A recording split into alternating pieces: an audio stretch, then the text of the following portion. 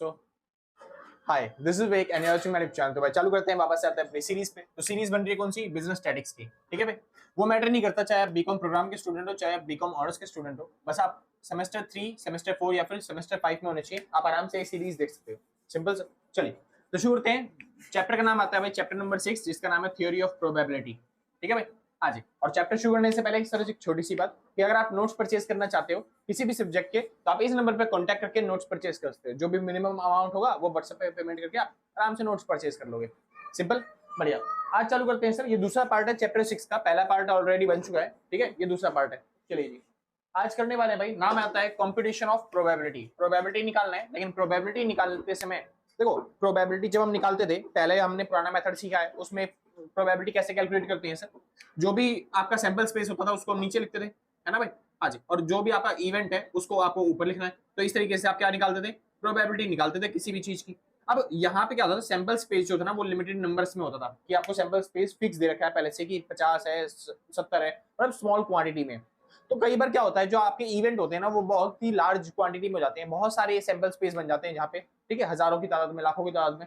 तो उस टाइम पे आपको प्रोबेबिलिटी कैसे निकालनी है? तो उस टाइम पे प्रोबेबिलिटी निकालने में हेल्प करेगा कौन? परम्यूटेशन और कॉम्बिनेशन। तो इसकी वजह से पहले से आपको पता होना चाहिए परम्यूटेशन क्या होता है और कॉम्बिनेशन क्या होता है। अगर कोई बच्चा 11वीं 12वीं में मैथ लेके बैठा था तो उसके पास पता है भाई परम्यूटेशन क्या होता है, उसको पता होगा कि कॉम्बिनेशन क्या होता है, क्योंकि 11वीं 12वीं में आपने सीख लिया होगा आराम से परम्यूटेशन कॉम्बिनेशन। सिंपल।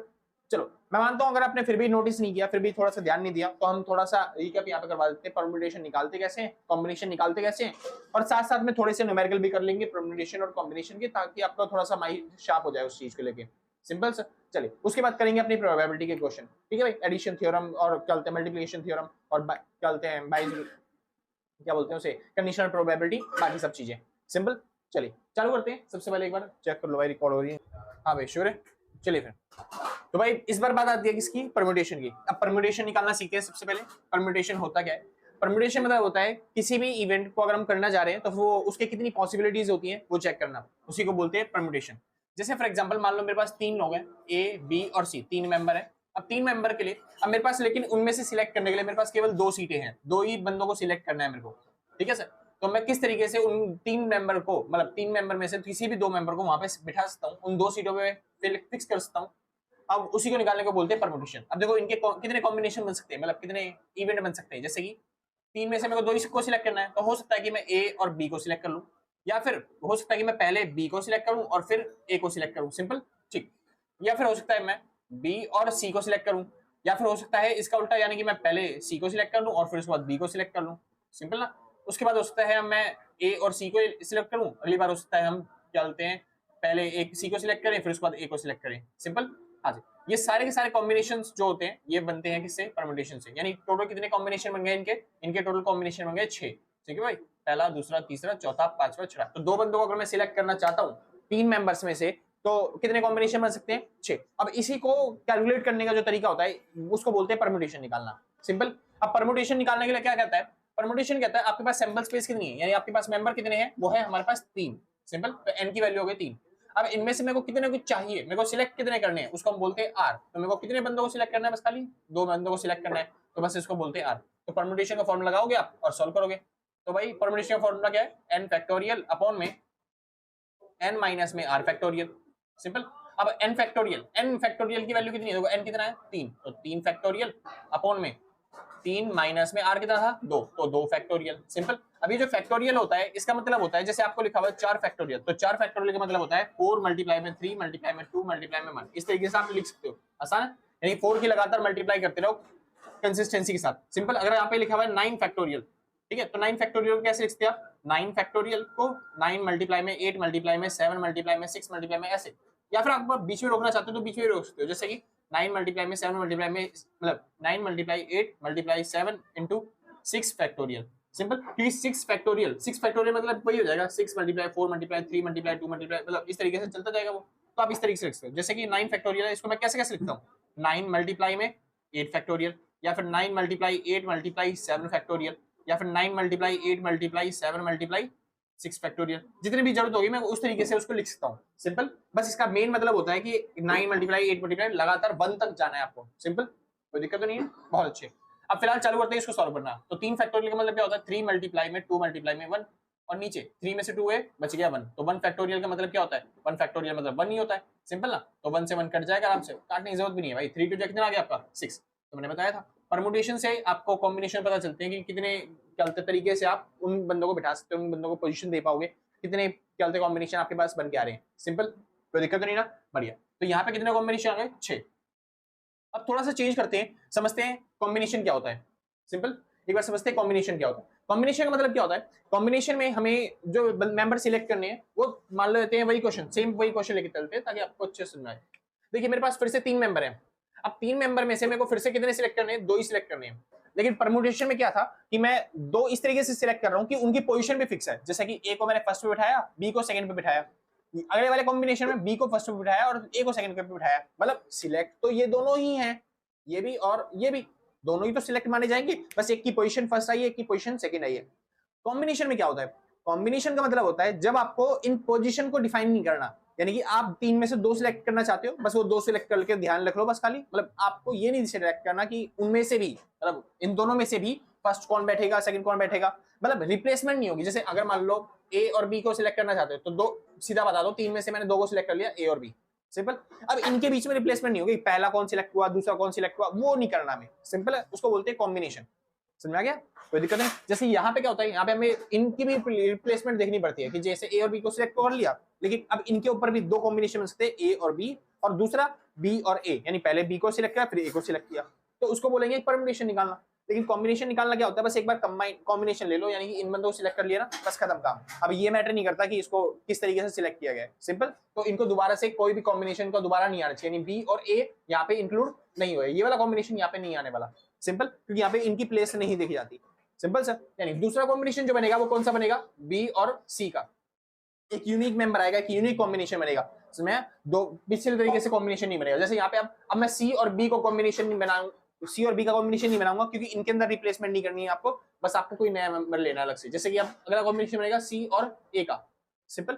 अब इसके अलावा देखो कोई और कॉम्बिनेशन बन सकता है। देखो इसके अलावा मैंने कौन से कॉम्बिनेशन काट दिए? ये भी काट दिया, सी और बी, और मैंने काट दिया ए और सी का। ये 3 कॉम्बिनेशन मैंने काट दिए, क्यों? क्योंकि अगर मैं ए और सी बनाऊंगा तो देखो यही वाला कॉम्बिनेशन है ए और सी का, बस फर्स्ट और सेकंड पे तो रिप्लेस हो रहे हैं ना। तो कॉम्बिनेशन का मतलब होता है तो बस फर्स्ट और सेकंड पे तो रिप्लेस हो रहे हैं ना ये तो। हाँ, तो कॉम्बिनेशन का मतलब क्या होता है? कॉम्बिनेशन का मतलब होता है बस खाली आपको वही लेके चलना है, मतलब 2 बंदों को सिलेक्ट करना है। अब वो मैटर नहीं करता कि पहले कौन सिलेक्ट हो रहा है, बाद में कौन सिलेक्ट हो रहा है, सिंपल। अगर भाई बाहर से नॉइस आ रही है तो उसके लिए माफी चाहूंगा, ठीक है, उसके लिए कुछ नहीं करता फिलहाल अभी, ठीक है। अभी समझ लो बस आप थोड़ा सा जल्दी, क्योंकि अभी वापस चलेंगे उस बोर्ड में तो फिर आपको जल्दी अच्छे से समझ आएगा। अभी यहाँ पे थोड़ा कलर की भी प्रॉब्लम आ रही है, यहाँ पे ब्लू कलर मतलब पिंक कलर अलग से दिखाई देगा, ठीक है। वापस चलते हैं, समझते हैं, टॉपिक पे फोकस करो ज्यादातर, ठीक है। तो यहाँ पे जो कॉम्बिनेशन बन के आ रहे हैं आपके पास, कितने कॉम्बिनेशन बन के आ रहे हैं? 3। तो बस आपको यही कॉम्बिनेशन सिखाता है। अब कॉम्बिनेशन का फॉर्मूला क्या है? वही फॉर्मूला जो आपको सिखा रखा है, ये रहा कॉम्बिनेशन का फॉर्मूला। तो कॉम्बिनेशन का फॉर्मूला क्या कहता है समझते हैं एक बार। आपको कॉम्बिनेशन निकालना है, निकालते हैं, देखिए जी। तो कॉम्बिनेशन ये था परमुटेशन, ठीक है। अब हमारे पास क्या है? कॉम्बिनेशन। अब कॉम्बिनेशन क्या कहता है? कॉम्बिनेशन का फॉर्मूला बन गया हमारे पास, नंबर कितने हैं? 3। 3 में से हमको कितनों को सिलेक्ट करना है? 2 को। चलिए जी, कॉम्बिनेशन का फॉर्मूला लगाते हैं। फॉर्मूला क्या है? n फैक्टोरियल अपॉन में r फैक्टोरियल मल्टीप्लाई में n माइनस में r फैक्टोरियल, सिंपल। चलिए सॉल्व कर लेते हैं। n कितना था? 3। 3 मल्टीप्लाई में 2 मल्टीप्लाई में 1 लिखेंगे इसको। r फैक्टोरियल, r की वैल्यू कितनी थी? 2, तो मल्टीप्लाई में 1 लिखेंगे बस, ठीक है। और मल्टीप्लाई में अब ये n माइनस में r, r माइनस में r मतलब 3 माइनस में 2 फैक्टोरियल। 3 में से 2 गया तो 1 बच गया, 1 फैक्टोरियल की वैल्यू कुछ होती नहीं तो फिर ये हट ही गया, सिंपल है भाई। 3 2 जो हो गया 6 और नीचे हो गया 2, इससे कट गया, क्या आंसर आ गया आपका? 3। तो कॉम्बिनेशन निकालोगे तो आपका आंसर 3 आने वाला है, और फैक्टर परमुटेशन निकालोगे तो आपका आंसर कितना आने वाला है? 6 आने वाला है, सिंपल। अब एक तरीके से और भी कर सकते हो परमुटेशन को। परमुटेशन को और किस तरीके से? मगर ये छोटे लेवल पे काम करेगा। जैसे फॉर एग्जांपल के तौर पे आपके पास मान लेते हैं वही क्वेश्चन, आपके पास 3 मेंबर थे जिनमें से आपको किसको सिलेक्ट करना है? 2 को सिलेक्ट करना है। तो 1 2 2 सीट को पे सिलेक्ट करना है। अब सोचिए, बहुत सिंपल तरीका है, बहुत आसान तरीके से आप परमुटेशन सॉल्व कर सकते हो। जैसे 3 मेंबर है, 2 मतलब 2 पोजीशन है आपके पास सिलेक्ट करने के लिए, तो पहली सीट ये रही, दूसरी सीट ये रही। पहली सीट पे आप कितने मेंबर को बैठा सकते हो, उनकी मतलब कि क्या कॉम्बिनेशन है या फिर क्या प्रोबेबिलिटी है कि कितने मेंबर आ सकते हैं पहली सीट पे बैठने के लिए। तो पहली सीट पे बैठने के लिए कितने मेंबर आ सकते हैं? ए भी आ सकता है, बी भी आ सकता है, सी भी आ सकता है, सिंपल। तो मैं अगर किसी को भी बिठाऊंगा तो मेरे पास कितने ऑप्शन बन गए? 3। तो 3 मेंबर को बिठा सकता हूं मैं पहली सीट पे, सिंपल।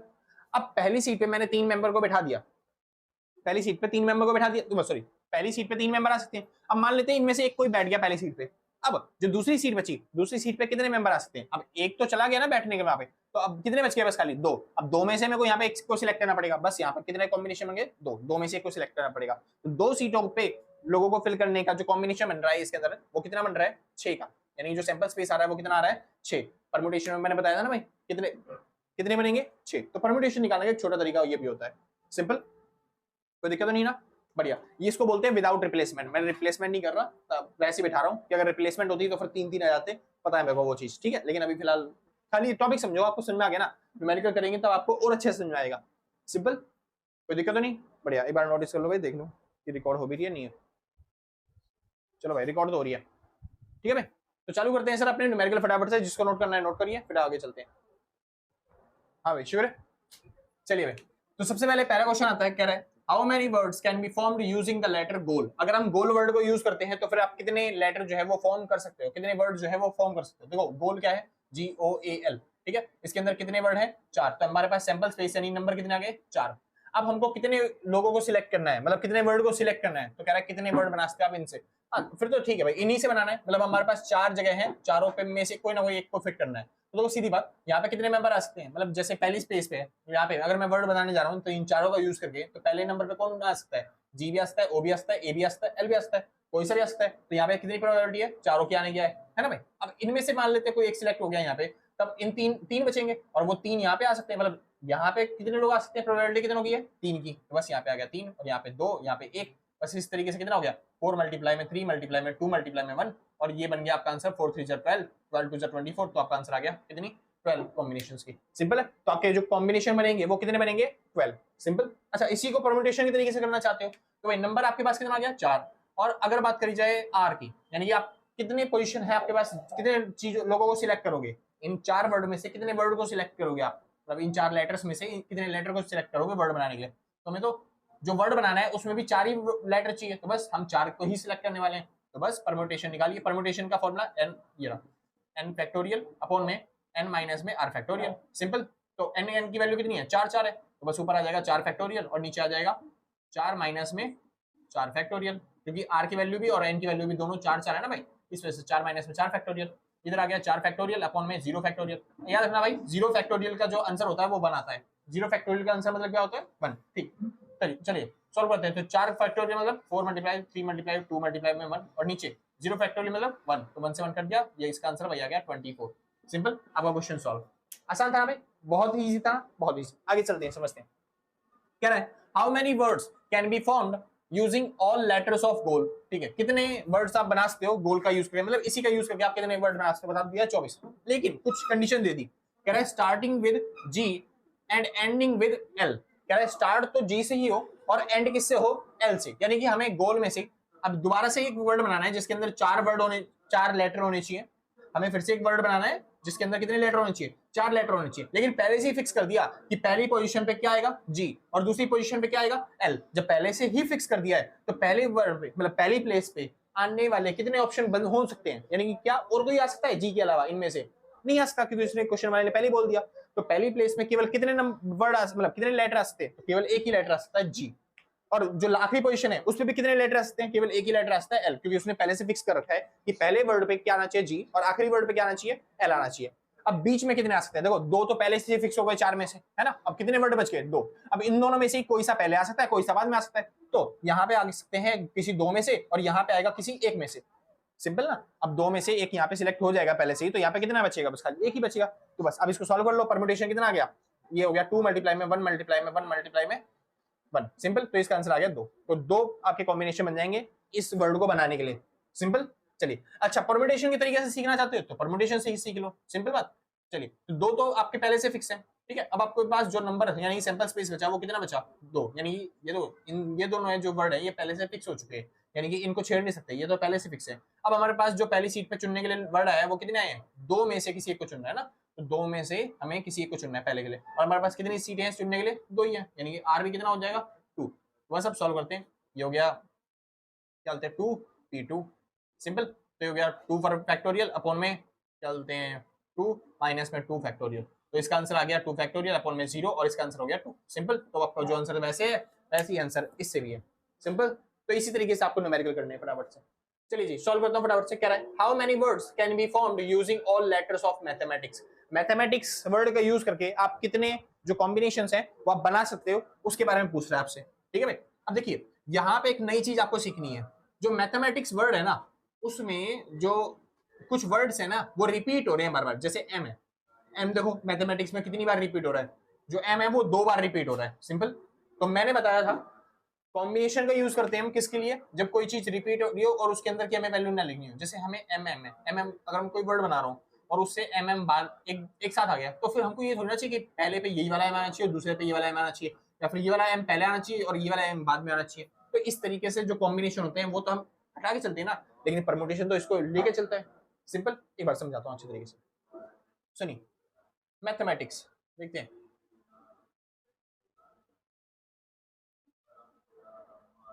अब ये मैथमेटिक्स है। मैथमेटिक्स में कितने वर्ड हैं सर? 1 2 3 4 5 5 5 11, यानी टोटल लेटर कितने हैं? 11, यानी आपके पास नंबर कितने हैं? 11। चलिए, अब आपको 11 में से एक वर्ड बनाना है और 11 ही वर्ड होने चाहिए उसके अंदर, यानी आप 11 में से 11 ही सिलेक्ट करोगे। ठीक है भाई, यानी कि जो आपका परमुटेशन बन के आएगा वो बनेगा 11 P11। और P11 मतलब क्या होता है? 11 का फैक्टोरियल। सिंपल ना, आप अपने इतनी तरीके से करके आ रहे हो सर। इसको जब सॉल्व करेंगे तो नीचे 11 माइनस में 11 फैक्टोरियल आ ही जाएगा, तो इसकी वैल्यू क्या होती है? 0, और 0 मतलब क्या होता है? 1। तो सीधी बात 11 फैक्टोरियल आपका आंसर बना इससे। ठीक है, तो 11 फैक्टोरियल आपका आंसर बन गया। अब 11 फैक्टोरियल जो भी निकालोगे आप, 11 मल्टीप्लाई में 10 मल्टीप्लाई में चलते हैं, 9 मल्टीप्लाई में 8 multiply into 7 into 6 into 5 into 4, इस तरीके से आप करते रहोगे। ठीक है सर, और सॉल्व करोगे, लिख दोगे आराम से। लेकिन मेन दिक्कत क्या है ना, यहाँ पे जो आया ना, आपने जो कॉम्बिनेशन लिए हैं, जो आपने वर्ड बनाया होगा, उसमें आपने ये वाला मैथ और ये वाला मैथ मतलब आपने लिखा होगा। देखो ऐसे, जैसे पहला कॉम्बिनेशन बनाता हूँ, खाली एम को देखना ध्यान से। पहला आपने वर्ड बनाया होगा एम एम, एम को एक साथ लिख दिया, फिर A T H E A I T C S, ऐसा वर्ड बनाया होगा। लेकिन आपने फिर देखा ये तो फर्स्ट पे और ये सेकंड पे, फिर आपने ऐसे चेंज कर दिया, यानी कि ये सेकंड वाला अब फर्स्ट पे आ गया और फर्स्ट वाला सेकंड पे चला गया। A T H E A I T C S, ये जो परम्यूटेशन है ना ये इस तरीके से काम करता है, यानी फर्स्ट वाला जो है उसको भी अलग प्लेस पे काउंट करेगा और इसको अलग प्लेस पे काउंट करके फिर एक और कॉम्बिनेशन बताएगा। मतलब कि ये बोलेगा परम्यूटेशन कितने हैं? दो कॉम्बिनेशन बने यहाँ पे। ठीक है, एक ही वर्ड दो है, ये दो वर्ड कैलकुलेट करेगा। लेकिन हमको तो पता है ना दोनों एम ही है, सेम ही वैल्यू है, तो इस वजह से हम इसको और इसको काउंट नहीं करना चाहते।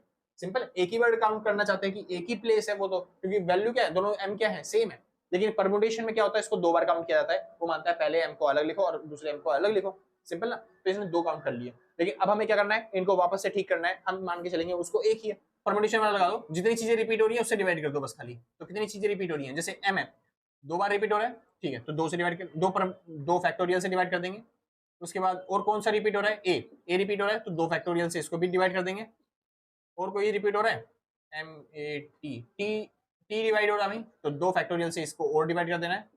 ठीक है, और कुछ रिपीट हो रहा है? नहीं जी, तो बस आपको बस इसको सॉल्व करना है, आपका आंसर आ जाएगा। सिंपल, बढ़िया। यानी कि ये हो जाएगा कितना कितना 2 2 4 2 6 6 2 2 4 4 2 8 8 हो गया ना।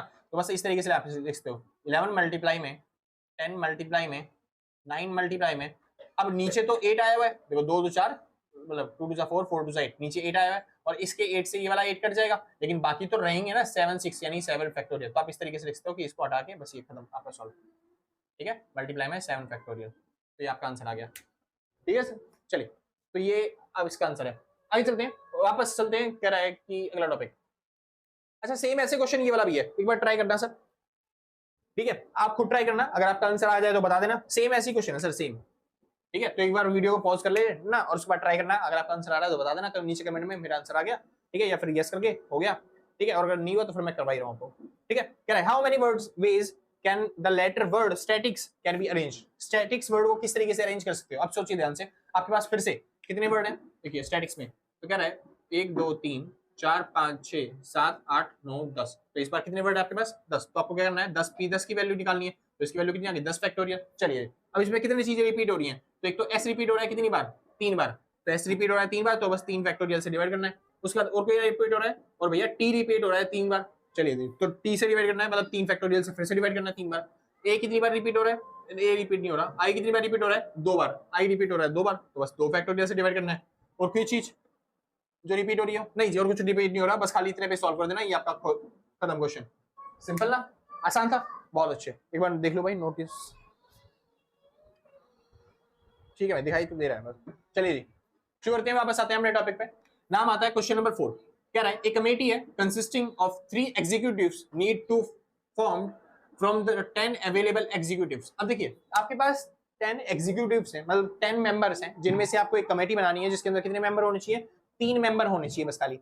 अब ये तो नहीं बोला ना उसमें से कितने फिक्स होने चाहिए कि भाई पहले नंबर पे कौन आना चाहिए, दूसरे नंबर पे कौन आना चाहिए, या फिर पहले पे यही बंदा आना चाहिए, या फिर इस तरीके से कोई वो नहीं है। तो बस यहाँ पे देखो अब आपको 10 में से 3 बंदों को सिलेक्ट करना है, 10 में से 3 बंदों को सिलेक्ट करना है, तो उसकी पॉसिबिलिटीज कितनी होगी वो चेक करना है सर। बहुत सिंपल है सर, यहाँ पे आपको परम्यूटेशन लगाना है, कॉम्बिनेशन। यहाँ पे लगेगा सर कॉम्बिनेशन। क्यों लगेगा कॉम्बिनेशन, समझते हैं। अब यहां से लगना चालू होगा कॉम्बिनेशन। ये वाले परम्यूटेशन के क्वेश्चन थे फिलहाल। ये कॉम्बिनेशन कहा गया, सॉरी कमेटी वाला है ना, हाँ ये कॉम्बिनेशन क्वेश्चन है सर। कॉम्बिनेशन क्वेश्चन कैसे, जैसे 10 मेंबर है मेरे पास, अब 10 में से मेरे को 3 सिलेक्ट करना है, पहला दूसरा और तीसरी, ठीक है। अब 3 वो मैटर नहीं करता कि मैं कोई से भी 3 सिलेक्ट कर लेता हूँ, ठीक है। अब वो मैटर नहीं करता, जैसे मान लो जो ए बंदा है मैं उसको यहीं पे सिलेक्ट करूँ, फिर बी सी इस तरीके से सिलेक्ट कर लिया। अगर मैंने इसको सिलेक्ट कर लिया ना तो इनको दोबारा से कॉम्बिनेशन नहीं बनाना। कभी आप इसको गिनने लग जाओ कि बी ए सी, या फिर क्या बोलते हैं सी ए बी, ठीक है। इस तरीके से कॉम्बिनेशन आपको नहीं लेके चलने, वो वाले कॉम्बिनेशन हटा के चलने हैं। तो जब आपको सिलेक्ट ही करना है 3 बंदों को, तो 3 बंदों को सिलेक्ट करने का कॉम्बिनेशन ही बनता है सीधा, ठीक है भाई। हाँ जी, तो कॉम्बिनेशन का फॉर्मूला लगाते हैं फटाफट से। कॉम्बिनेशन कैसे निकलता है सर, कितने मेंबर है आपके पास 10, तो 10 में से आपको कितने को सिलेक्ट करना है, 3 को। बस अब एक बार सॉल्व कर लो, तो हो गया 10 फैक्टोरियल अपॉन में 3 फैक्टोरियल, और यहाँ पे हो गया 10 माइनस में 3 फैक्टोरियल। सिंपल फॉर्मूला ये है सर, ठीक है।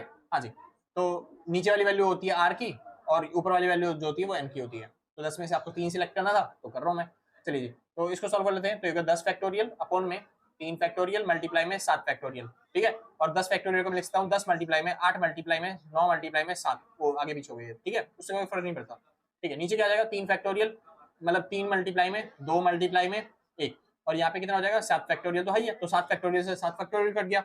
अब यहाँ पे 3 से कट गया 3 पे, और ये कट गया 2 पे, तो गया 3 2 6 और 6 10 60, तो आपका आंसर आ गया 60 कॉम्बिनेशन आप बना सकते हो इनसे। सिंपल, खत्म भाई। अगला चालू करते हैं भाई। क्या रहा है, एक टीम है जिसके अंदर आपको 2 प्लेयर को सिलेक्ट करना है out of 2 available players. 2 players में से आपको 2 प्लेयर्स को सिलेक्ट करना है, समझिए। इससे समझ में आएगा आपको परम्यूटेशन और कॉम्बिनेशन में क्यों चूज कर रहा हूँ, मतलब कि परम्यूटेशन क्यों लग रहा है या फिर कॉम्बिनेशन क्यों लग रहा है। अब सोचिए एक टीम है, आपको आपके पास 2 प्लेयर है, ये ना ए और ये ना बी, 2 प्लेयर है आपके पास, 2 ही प्लेयर हैं बस, ठीक है। अब आपको उनमें से एक, आपको एक टीम बनानी है। आपको क्या बनानी है, एक टीम जिसके अंदर क्या होना चाहिए, 2 प्लेयर होने चाहिए, मतलब कि एक टीम बनानी है जिसके अंदर आपके पास 2 प्लेयर होने चाहिए। सिंपल, एक टीम बनानी है जिसमें आपके पास क्या होना चाहिए, 2 प्लेयर होने चाहिए, ठीक है भाई। कह रहे हैं how many ways can be it form, मतलब ये कितने तरीकों से आप बना सकते हो, बस ये बताओ कितने तरीकों से बना सकते हो सर। 2 बंदे हैं और आपको एक टीम बनानी है, तो सीधी बात, अगर आप प्लेसेस भी चेक करते हो कि कौन सा फर्स्ट प्लेस पे आना चाहिए, कौन सा सेकंड प्लेस पे आना चाहिए, तब तो आप परम्यूटेशन लगाओगे। अगर आप प्लेसेस चेक नहीं करते कि कौन सा फर्स्ट प्लेस पे, कौन सा सेकंड प्लेस पे, बस आप ये चेक करते हो कि मैं कॉम्बिनेशन क्या होंगे उनको सिलेक्ट करने के, ठीक है भाई, तब वहां पे कॉम्बिनेशन लगने वाला है। जैसे फॉर एग्जांपल के तौर पे 2 ही प्लेयर है मेरे पास, तो मैं ए को भी सिलेक्ट करूंगा पहली सीट के लिए, दूसरी सीट के लिए बी को सिलेक्ट करूंगा। और कोई ऑप्शन है बी को सिलेक्ट करने के अलावा, नहीं। ए को सिलेक्ट करने वाला अलावा यहाँ पे कोई क्वेश्चन ऑप्शन है भाई, बी ऑप्शन है, लेकिन वो तो दूसरे सीट पे हो गया, तो ए आ जाएगा पहली सीट पे, बी आ गया दूसरी सीट पे, मतलब कितने कॉम्बिनेशन बने, बस खाली एक। यहाँ पे हमको अगर परमुटेशन होता है, ये कॉम्बिनेशन क्वेश्चन है सर इस टाइम पे, क्योंकि हमें रिपीट नहीं करना ना। कॉम्बिनेशन मतलब परमुटेशन क्या होता, अगर ये बोलता कि प्लेसेस भी चेक करने हैं, जैसे कि फर्स्ट प्लेस पे ए आ रहा है और दूसरे प्लेस पे क्या आ रहा है, बी, और कभी कभार हो सकता है कि पहले प्लेस पे कौन आ जाए, बी आ जाए, और दूसरे प्लेस पे क्या आ जाए, ए आ जाए, तो यानी कि पॉसिबिलिटी बनेगी 2, अगर प्लेसेस के हिसाब से देखा जाए। और अगर प्लेसेस के हिसाब से नहीं देखना और मेरे को 2 में से 2 ही सिलेक्ट करना है, तो एक ही ऑप्शन है, बस खाली दोनों को सिलेक्ट कर लो, समझ में आया। अगर मेरे को 2 बंदे हैं मेरे पास और 2 ही बंदों को सिलेक्ट करना चाहता हूं, तो एक ही ऑप्शन है, दोनों को सिलेक्ट कर लो। लेकिन अगर मेरे पास 2 बंदे हैं और मैं प्लेसेस के हिसाब से चेक करना चाहता हूं कि फर्स्ट पे किसको लेके आऊं और सेकंड पे किसको लेके आऊं, पहले किसको सिलेक्ट करूं दूसरे पे किसको सिलेक्ट करूं, तो वहां पे मेरे पास 2 पॉसिबिलिटी है, ए भी फर्स्ट आ सकता है और बी भी फर्स्ट आ सकता है। सिंपल ना। तो इस तरीके से आपके पास ये परमुटेशन का कॉम्बिनेशन, परमुटेशन क्वेश्चन बनता है। परमुटेशन कैसे बनेगा समझिए। परमुटेशन का आंसर कैसे आएगा, जैसे कि पहले ऑप्शन, पहले प्लेस पे कौन आने की चालू हो रहा है भाई, ए आना सकता है और बी भी आ सकता है, कोई भी आ सकता है, तो यहाँ पे 2 आ गया। दूसरे प्लेस पे केवल एक ही चांस बच गया, तो इसका आंसर आ गया 2। निकालते हैं एक बार, सॉल्व करते हैं। फॉर्मूला होता है परमुटेशन का क्या, वही। तो हमें पास 2 प्लेयर है, 2 प्लेयर में से हमको 2 को ही सिलेक्ट करना है, तो P2P मतलब 2P2 बन गया, ठीक है। तो परमुटेशन का फॉर्मूला लगाया, 2n माइनस में r हो गया 0, 0 की वैल्यू कितनी होती है 2, तो इसका आंसर आ जाएगा 2। कॉम्बिनेशन लगाते हैं 2C2 और कॉम्बिनेशन कहता है 2 फैक्टोरियल अपॉन में r की वैल्यू कितनी थी 2, तो बस 2 फैक्टोरियल, यहाँ पे क्या बोलते हैं, जीरो फैक्टोरियल, ठीक है, क्योंकि यहाँ पे n माइनस आर है ना, तो इसमें से गया तो जीरो ही आ गया, तो इसकी वैल्यू तो 1 हो गई, और इससे कट गया तो क्या आंसर आ गया 1। तो कॉम्बिनेशन जब आप करोगे तो आपको पता चल जाएगा कि यही कॉम्बिनेशन बन रहा है, लेकिन परम्यूटेशन के टाइम पे कितने कॉम्बिनेशन बन पाएंगे आपके, 2, क्योंकि वहां पे प्लेसेस भी चेक किए जाते हैं, और कॉम्बिनेशन के अंदर आपको प्लेसेस चेक करने की जरूरत नहीं पड़ती, बस आपको 2 बंदों को सिलेक्ट करना है, 2 बंदों को सिलेक्ट कर लिया, खत्म बात, उनके प्लेस के अंदर कॉम्बिनेशन नहीं लगाना आपको, सिंपल ना, कोई दिक्कत तो नहीं, बस खत्म, सिंपल भाई। तो इसीलिए ध्यान रखना है ये वाला क्वेश्चन। आगे चलते हैं, ये तो बहुत सिंपल है, बस देखने का बड़ा क्वेश्चन है। कह रहा है क्वेश्चन नंबर 6, कह रहा है a man can go from a city to city B, मतलब एक सिटी ए है और एक सिटी बी है, तो एक आदमी जो है वहां पे जा रहा है, ठीक है, कह रहा है उसके जाने के हैं 3 रूट्स, कितने रूट है, तो अगर यहाँ से है यहाँ पे जाना चाहता है तो उसके बाद जाने के लिए कितने रूट है, 3 रूट है, मतलब 3 रास्तों में से वो किसी भी रास्ते से जा सकता है। चलिए, जाने के लिए उसके पास 3 रूट है, कह रहा है कम बैक, और वो वापस आता है बाय एनी 4 रूट्स, और वापस आने के लिए उसके पास कितने रूट्स हैं, 4, सिंपल। तो वापस आने के लिए उसके पास कितने तरीके हैं, 4, कि वो बस साइकिल किसी भी तरीके से आ सकता है, या फिर कोई रास्ते की बात कर रहा है कि इस रास्ते से आ सकता है, 4 रूट है आने के, जाने के लिए आपके पास 3 रूट है। कह रहा है in how many ways can he perform his to and from journey, यानी कितने तरीकों से वो परफॉर्म कर सकता है अपनी हिज, मतलब टू और फ्रॉम जर्नी, मतलब जाने की जर्नी और वापस आने की जर्नी, कितने तरीकों से परफॉर्म कर सकता है। अब सोचिए, सीधी बात, आपके पास 2 ऑप्शन है, आपको एक जाना है और एक आना है, जाने के लिए कितने रूट सिलेक्ट कर सकता है और आने के लिए कितने रूट सिलेक्ट कर सकता है। तो जाने के लिए हमारे पास कितने ऑप्शन है, 3, और 3 में से मैं वो कितने ऑप्शन सिलेक्ट करने हैं, बस केवल एक, क्योंकि एक ही रास्ते से जाऊंगा मैं, तो 3 में से मैं एक सिलेक्ट करना है, तो यहाँ पे कॉम्बिनेशन परम्यूटेशन की तरह है, तो यहाँ पे कितना आ गया ऑप्शन 3। अब वापस आने के लिए मेरे पास एक ही रास्ता सिलेक्ट करना है, वो भी कितने ऑप्शन में से, 4 में से, तो यहाँ पे कितना हो गया 4, तो 3 मल्टीप्लाई में 4, कितने ऑप्शन बन गए मेरे पास 12। तो 12 तरीकों से, मतलब कि 12 कॉम्बिनेशन बनते हैं जिससे मैं ये रूट पे एक बार में ही आ जा सकता हूँ, सिंपल सा। टोटल कॉम्बिनेशन कितने बनेंगे 12, सिंपल, खत्म भाई। तो ये आपने परम्यूटेशन और कॉम्बिनेशन सीख लिया। अब फिलहाल छोटा सा टॉपिक आगे बढ़ते हैं, एक बार मिटा दो, फिर उसके बाद समझ जाता हूँ आपको। हाँ भाई श्योर है, चलिए। तो सर बात आती है आप किसकी, लॉ ऑफ प्रोबेबिलिटी। छोटा सा टॉपिक है, बस खत्म काम, छोटी सी वीडियो बनेगी, छोटी सी क्लिप। नाम आता है law of probability. Law of probability क्या कहता है सर, प्रोबेबिलिटी का रूल कहता है बस आपको 2 रूल को फॉलो करना है। प्रोबेबिलिटी का रूल क्या कहता है, बस आपको 2 रूल को फॉलो करना है, प्रोबेबिलिटी आप निकाल सकते हो किसी भी चीज की, ठीक है। पहला रूल क्या है, पहला रूल प्रोबेबिलिटी का कहता है जो प्रोबेबिलिटी होगी उसकी वैल्यू या तो 0 हो सकती है या 1 हो सकती है, या 0 और 1 के बीच में होगी। यानी प्रोबेबिलिटी का पहला रूल कहता है कि आपकी जो प्रोबेबिलिटी की है वैल्यू वो 0 से लेके 1 के बीच में होगी, ना आपकी प्रोबेबिलिटी की वैल्यू 0 से छोटी होगी, ना आपकी प्रोबेबिलिटी की वैल्यू 1 से बड़ी होगी। अगर आपका आंसर 0 आता है तो आप इसमें बोलोगे कोई प्रोबेबिलिटी नहीं है, नो प्रोबेबिलिटी, कोई संभावना ही नहीं है, नो प्रोबेबिलिटी, कोई संभावना ही नहीं है, सिंपल सर, कोई दिक्कत तो नहीं। अगर आपका आंसर 1 आता है तो इसकी प्रोबेबिलिटी आप बोलोगे यस इट इज ट्रू, यानी कि स्टेटमेंट पूरी सही है, यानी कि 100% चांस है कि ये होके रहेगा, मतलब स्टेटमेंट पूरी सही है, अच्छे तरीके से, परफेक्ट तरीके से। यहाँ पे कोई भी इवेंट होने के चांसेस बिल्कुल भी नहीं है, कोई इवेंट हो ही नहीं सकता, प्रोबेबिलिटी 0 मतलब कुछ संभावना ही नहीं है उस चीज की होने की। और यहाँ पे प्रोबेबिलिटी अगर होने की संभावना पूरी तरीके से, परफेक्ट तरीके से, वो काम होगा पक्का, श्योर है, सिंपल से, बस खत्म। दूसरा रूल प्रोबेबिलिटी का कहता है, प्रोबेबिलिटी का रूल, दूसरा रूल क्या कहता है, जब प्रोबेबिलिटी है ना किसी भी चीज के होने की प्रोबेबिलिटी, यानी कि इवेंट के होने की प्रोबेबिलिटी प्लस में इवेंट के ना होने की प्रोबेबिलिटी जो होती है, भाई ये जो ऊपर बार लगा हुआ है ना, बार मतलब होता है नॉट, यानी कि किसी भी इवेंट के ना होने की प्रोबेबिलिटी, ठीक है। चलिए, तो किसी भी इवेंट के होने की प्रोबेबिलिटी और किसी भी इवेंट के ना होने की प्रोबेबिलिटी दोनों का जोड़ 1 होता है। फॉर एग्जांपल के तौर पे एक छोटा सा एग्जांपल लेते हैं, मैंने एक डाइस जो है वो रोल किया। अब डाइस में तो 6 नंबर होते हैं, 1 2 3 4 5 6, है ना। मैंने डाइस रोल किया और मैं कह रहा हूँ प्रोबेबिलिटी चाहिए मेरे को 6 आने की, मेरे 6 आने की प्रोबेबिलिटी बताओ। तो प्रोबेबिलिटी कैसे निकलती है सर, इवेंट के होने की प्रोबेबिलिटी, सैंपल स्पेस नीचे लिखते हैं, तो टोटल कितने नंबर है 6, तो 6 में से मेरे को क्या चाहिए, बस एक नंबर चाहिए जो कि 6 है, तो 1 आना चाहिए, यानी प्रोबेबिलिटी बन गई 1/6।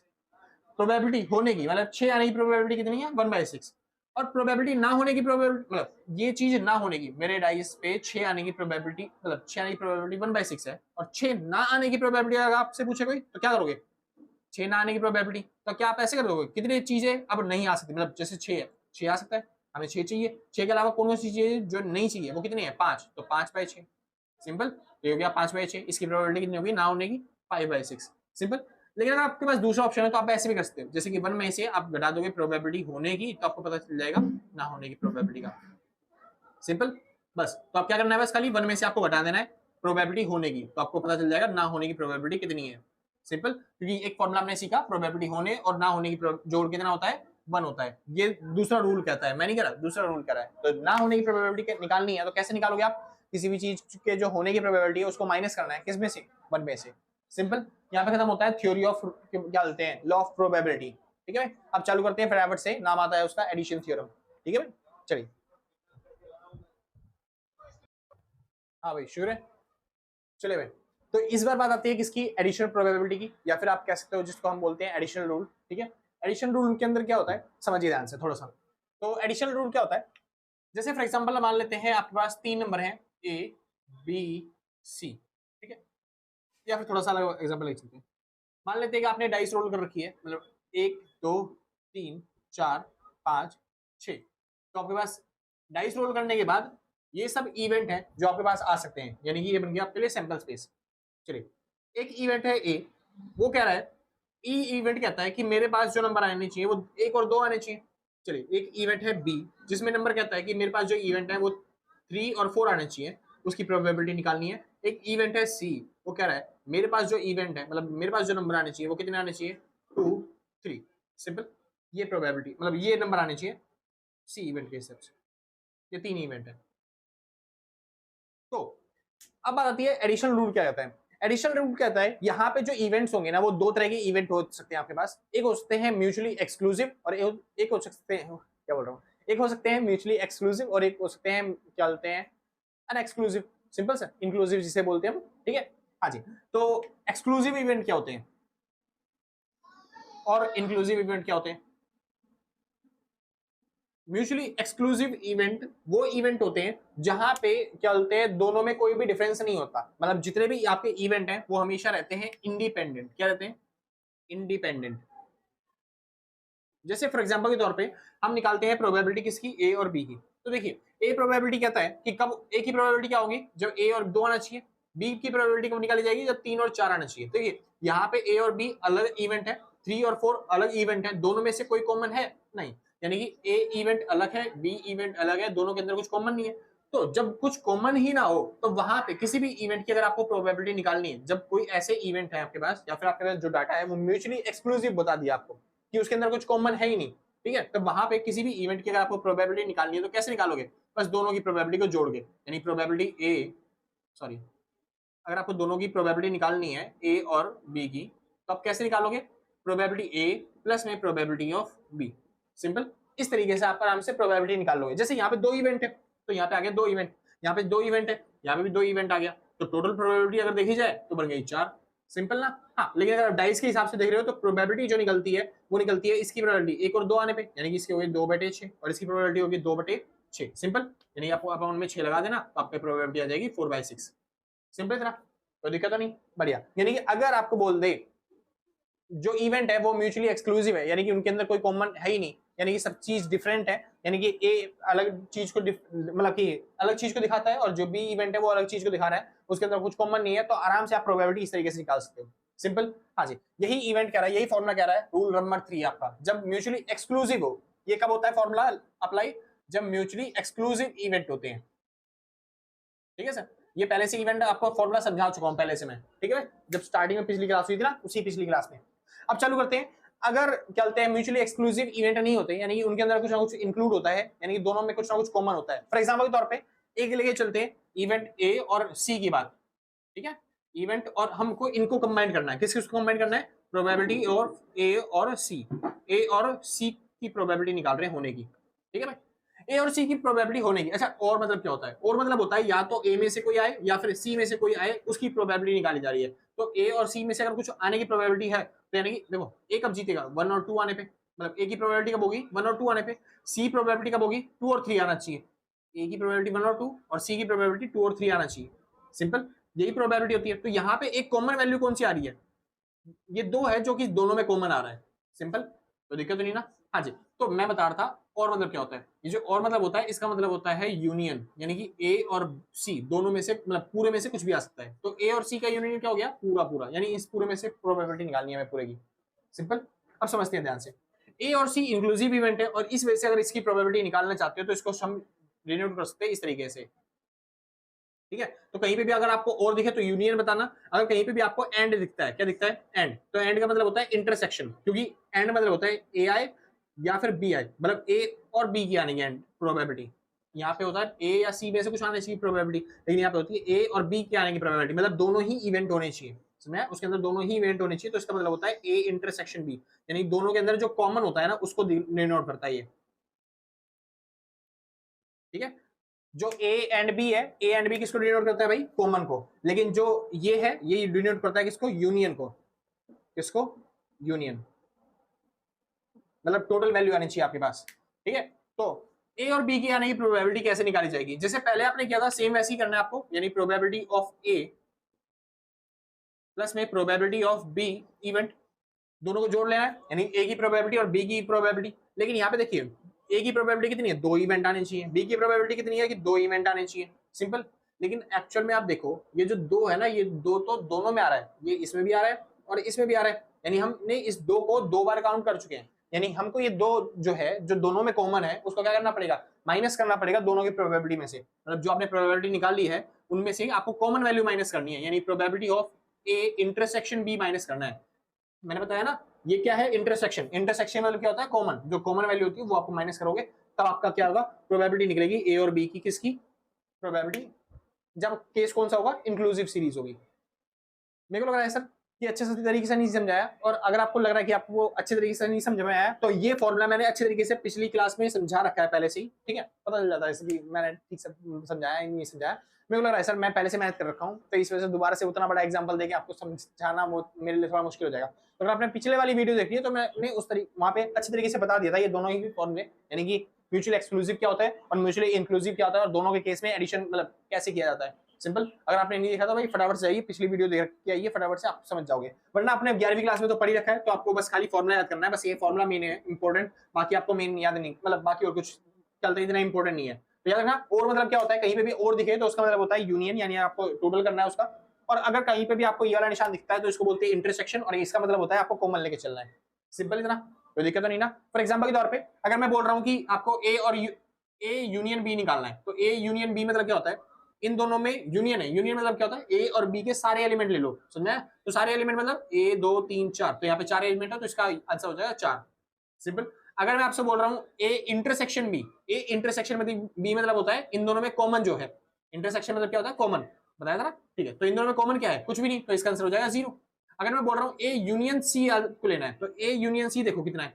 ए यूनियन सी मतलब ए और सी के सारे एलिमेंट, तो ए में क्या है? 1 और 2, सी में क्या है? सी में 2 और 3 है, तो टोटल एलिमेंट कितने हो गए? 1 2 3 4, लेकिन ये 4 आंसर नहीं होगा इसका। देखो यहाँ पे 2 जो है वो 2 बार काउंट हो रहा है, तो एक बार काउंट करो बस, सारी दूसरी बार काउंट नहीं करना, इसलिए तो मैंने यहाँ पे माइनस करवाया जो भी आपका इंटरसेक्शन था, तो यहाँ पे कितने इवेंट होंगे? 1 2 और 3 इवेंट, तो यहाँ पे यूनियन आ जाएगा 3।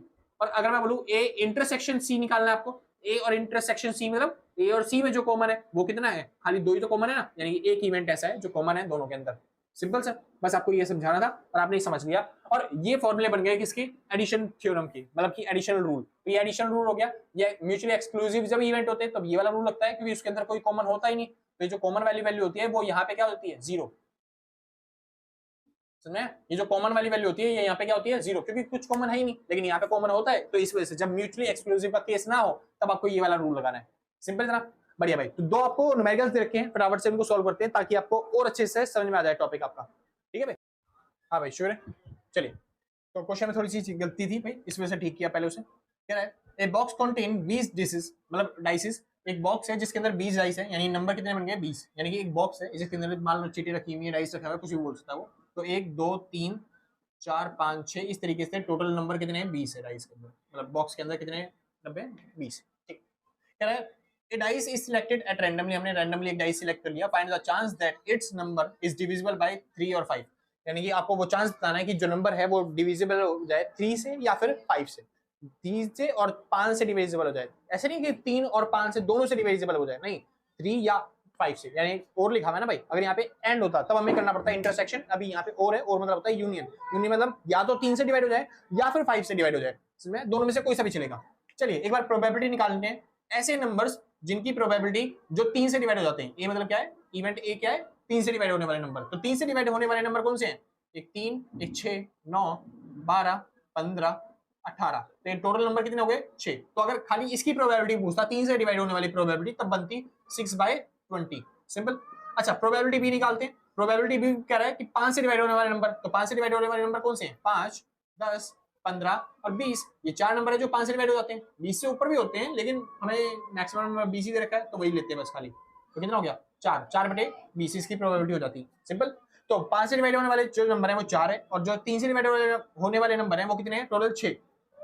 अभी फिलहाल हमसे पूछ रहा है प्रोबेबिलिटी निकालनी है ऐसे जो मतलब कि 3 से और 5 से दोनों से डिवाइड हो जाए, मतलब दोनों से नहीं, 3 से या 5 से, दोनों में से किसी से भी डिवाइड होते हैं, तो हमें यूनियन निकालना है। अब आपको बताया था यूनियन। अब देखिए यहाँ पे कौन सा इवेंट है, ये एक्सक्लूसिव इवेंट है या फिर इंक्लूसिव इवेंट है, मतलब म्यूचुअली एक्सक्लूसिव है या नहीं है। देखिए ध्यान से, म्यूचुअली एक्सक्लूसिव क्या होता है? जब किसी में भी कुछ भी कॉमन ना हो। तो क्या यहाँ पे कुछ कॉमन दिख रहा है? हाँ भैया मेरे को तो कॉमन दिख गया, जैसे कि 15 आपको कॉमन दिख रहा है ना, बस आपको लगेगा कि ये वाला फॉर्मूला लगाना पड़ेगा, म्यूचुअली इंक्लूसिव वाला। चलिए जी, मतलब इंक्लूसिव वाला चलो लगाते हैं। क्या है? Probability of A union B कैसे निकलेगा? प्रोबेबिलिटी ऑफ ए प्लस में प्रोबेबिलिटी ऑफ बी माइनस में probability of A intersection B. Simple. अब प्रोबेबिलिटी ऑफ ए मतलब क्या होता है? ए की प्रोबेबिलिटी कितनी थी? 6/20। ठीक है। प्लस में प्रोबेबिलिटी ऑफ बी कितनी है? बी की प्रोबेबिलिटी कितनी थी? 4/20। माइनस करना है probability of A intersection B. अब सॉरी भाई, ठीक है, हाँ जी, तो माइनस करना है probability of A intersection B और ए इंटरसेक्शन बी की प्रोबेबिलिटी। ए इंटरसेक्शन बी मतलब क्या होता है? ए इंटरसेक्शन बी मतलब होता है A and B. A and B मतलब एक ऐसा इवेंट जो ए से और बी दोनों इवेंट में आता हो, मतलब एक ऐसा इवेंट जो 3 से और 5 से दोनों से डिवाइड होता हो। वो देखो एक ही इवेंट है, मतलब दोनों में कॉमन इवेंट क्या है, इसको बोलते हैं ना कॉमन। तो कॉमन इवेंट क्या है? 15 ही कॉमन इवेंट है, मतलब एक ही इवेंट है जो कॉमन है दोनों में 20 में से। सिंपल। तो ये आ गया प्रोबेबिलिटी इसकी कितनी? 1/20। तो बस इसको माइनस करना है, सॉल्व कर लो। तो ये हो गया 6, 7, 8, 9, 9/20। तो आपका आंसर हो गया, क्या बोलते हैं, probability of A union B का। सिंपल, कोई दिक्कत नहीं। दोबारा क्वेश्चन खत्म आपका क्वेश्चन। कोई डाउट्स? आसान था ना? बढ़िया। एक बार चालू करते हैं अगला क्वेश्चन। हाँ भाई शुक्र है। चलिए तो कहता है अगला question, A survey conducted to know the smoking habits of 500% yield the following results। कह रहा है एक सर्वे करवाया गया जिसके अंदर 500 जो लोग थे उनके डाटा कलेक्ट किया गया। क्या डाटा कलेक्ट किया है कि 500 के लोगों में से कितने लोग ऐसे हैं जिनके पास स्मोकिंग हैबिट्स है और कितने लोग ऐसे हैं जिनके पास स्मोकिंग हैबिट्स नहीं है, और स्मोकिंग हैबिट्स है तो कौन कौन सी ब्रांड्स की वो पीते हैं सिगरेट। सिंपल। क्या है? सिगरेट ब्रांड दे रखी है आपको ए बी सी, मतलब अलग अलग तरीके से ब्रांड है, मतलब ए बी एक ब्रांड है, ए एक ब्रांड है, बी और एक ब्रांड है सी। सिंपल। चलिए, तो नंबर ऑफ स्मोकर देखें। ए ब्रांड की जो सिगरेट पीने वाले जो लोग हैं वो कितने हैं? 140। बी ब्रांड की सिगरेट पीने वाले 175। सी ब्रांड की सिगरेट पीने वाले 100 लोग हैं। सिंपल। अगला टॉपिक आता है ए एंड बी। वो लोग जो ए और बी दोनों की ब्रांड की सिगरेट पीते हैं वो कौन से हैं? वो है 45 टोटल। ए और सी, यानी वो लोग जो ए और सी दोनों ब्रांड की सिगरेट पीते हैं वो कितने हैं? 45। भाई यहाँ पे एंड है, एंड मतलब होता है क्या बोलते हैं, दोनों को कंबाइन करके इंटरसेक्शन जिसे हम बोलते हैं। ठीक है। चलिए, क्या बी और सी ब्रांड की, अच्छा ए और सी की है 38, बी और सी ब्रांड की जो सिगरेट पीते हैं वो है 44, और ए बी सी तीनों ब्रांड की जो सिगरेट पीते हैं वो लोग वो कितने हैं? 18। सिंपल। अब इसके हिसाब से हमें प्रोबेबिलिटी निकालनी है। प्रोबेबिलिटी के हिसाब से क्या कह रहा है? Find the probability that a person selected at the random from the above group be a smoker of brand A और बी। ए और बी ब्रांड का वो स्मोकर होगा उसकी प्रोबेबिलिटी निकालनी है। देखिए यहाँ पे दे रखा था आपको एंड, और यहाँ पे प्रोबेबिलिटी पूछी है और की। और मतलब क्या होता है? या तो वो ए ब्रांड की सिगरेट पीता हो या फिर वो बी ब्रांड की सिगरेट पीता हो, आप आराम से उसकी प्रोबेबिलिटी निकालनी है। चलिए जी निकालते हैं। सबसे पहला पार्ट वो और की पूछ रहा है, यानी प्रोबेबिलिटी हम निकालनी है ए यूनियन बी की। और मतलब बताया था ना, और मतलब क्या होता है? यूनियन। चलिए इसकी प्रोबेबिलिटी कैसे निकलेगी सर? वही इंटरसेक्शन वाला फॉर्मूला लगाएंगे। ठीक है, प्रोबेबिलिटी ऑफ ए प्लस में प्रोबेबिलिटी ऑफ बी माइनस में probability of A intersection B. Simple, खत्म। सॉल्व करना चालू करते हैं फटाफट से। ए की प्रोबेबिलिटी कितनी है सर? ए की प्रोबेबिलिटी हमने निकाली नहीं अभी तक। चलिए जी निकालते हैं फटाफट से। ए कितने लोग हैं सर? 140 लोग हैं। प्रोबेबिलिटी ऑफ ए मतलब होता है ए जो कितने लोग हैं, तो 140 लोग हैं जो ए ब्रांड की सिगरेट पीते हैं। कितने में से? 500 में से। तो आप लिखोगे 140 आउट ऑफ 500। प्लस में बी ब्रांड की सिगरेट पीने वाले 175, तो आप लिखोगे 175 अपॉन में 500। सिंपल। माइनस में ए इंटरसेक्शन बी, इंटरसेक्शन मतलब वही एंड वाला, तो ए इंटरसेक्शन बी यही है। ठीक है जी, कितना है? 45, तो आप लिखोगे 45 अपॉन में 500। सिंपल। आप इसको सॉल्व कर लोगे, आपका पहले आंसर आ गया। कोई दिक्कत नहीं ना? पक्की बात? ठीक। अगली बात आती है सर, एक स्मोकर हो जो कि हो वो ए बी और सी में से, मतलब एक कोई स्मोकर ले रहा है जो कि ए बी और सी कोई सी भी ब्रांड की सिगरेट पीता हो। तीन ही ब्रांड है, तीन में से कोई सी भी ब्रांड की सिगरेट पीता हो, आपको वो स्मोकर की क्या निकालनी है? प्रोबेबिलिटी निकालनी है। अब सिंपल समझिए सर, यहाँ पे जो है ना, यहाँ पे 2 इवेंट नहीं है, यहाँ पे 3 इवेंट देती है, और यहाँ पे जो फॉर्मूला लगेगा थोड़ा सा बड़ा लगेगा। फॉर्मूला यही लगाना है, लेकिन फॉर्मूला थोड़ा सा बड़ा है, ठीक है। फॉर्मूला क्या है समझिए, जैसे आपको इस बार प्रोबेबिलिटी निकालनी है A union B union C की, तो यहाँ पे आपको प्रोबेबिलिटी ऑफ ए लेना है, प्लस में प्रोबेबिलिटी ऑफ बी लेना है, दोनों जोड़ना है, ठीक है, प्लस में प्रोबेबिलिटी ऑफ सी लेना है, यानी तीनों की प्रोबेबिलिटी आपने जोड़ ली। इसमें से जैसे जब ए और बी की प्रोबेबिलिटी करते थे तो उन दोनों को माइनस करते थे, सेम ऐसे ही इसमें से भी आपने तीनों की प्रोबेबिलिटी लिया तो इसमें से माइनस करेंगे क्या, probability of A intersection B, यानी कि ए और बी का कॉमन, माइनस करेंगे probability of B intersection C, B और सी का कॉमन, माइनस करेंगे प्रोबेबिलिटी ऑफ क्या बोलते हैं सी इंटरसेक्शन ए या फिर ए इंटरसेक्शन सी, ठीक है भाई, यानी कि ए और सी का कॉमन। हाँ, लेकिन अब इन कॉमनों को माइनस कर दिया तो जो इन तीनों का कॉमन होगा ना, कंबाइंड कॉमन, वो डबल माइनस हो चुका है, तो इस बार उसको प्लस कर देंगे, यानी probability of A intersection B intersection C को। सिंपल, ये फॉर्मूला होता है जब भी आपके 3 इवेंट हो जाते हैं, तो आपको याद करना पड़ेगा सर, क्योंकि अगर मैंने बचपन से याद नहीं कर रखा तो क्या कर सकता हूँ, ठीक है, आपको याद रखना पड़ेगा ये चीज।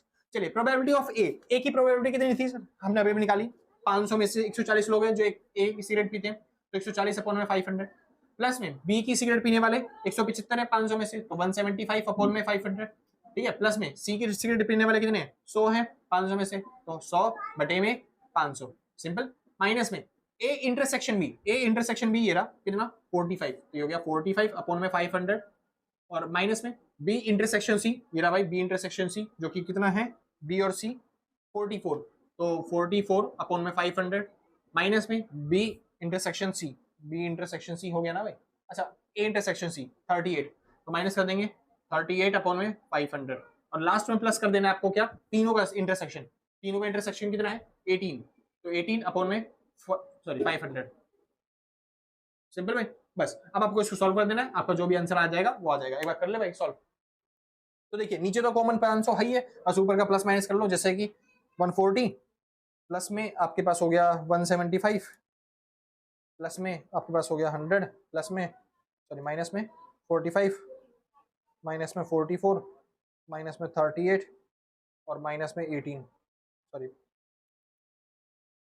प्लस में 18 दो बार गलती से माइनस कर दिया था, तो भाई इसका टोटल आ गया 306 आउट ऑफ 500, तो 500 में से 306 लोग ऐसे हैं जो क्या बोलते हैं बीड़ी सिगरेट किसी भी ब्रांड की हो वो पीते हैं, इसमें A intersection sorry A union B union C, मतलब तीनों ही ब्रांड की, वो मतलब तीनों में से कोई से भी ब्रांड के जो स्मोकर है वो यहाँ पे आ गए, समझ में गया भाई, यानी ऐसे लोग हैं जो चलते बीड़ी पीते हैं। अच्छा, इसका निकालनी है प्रोबेबिलिटी, तो बस खाली आपको डिवाइड करना है, आपकी प्रोबेबिलिटी आ जाएगी, तो डिवाइड बाय कितना हो गया 500, तो आपका आंसर आ गया भाई 0.612। सर आपके एग्जाम में ऐसे कैलकुलेटर अलाउड है, बस साइंटिफिक कैलकुलेटर मत ले जाना जिसके अंदर साइन कोस टेन की वैल्यू ना दे रखी हो, ठीक है भाई।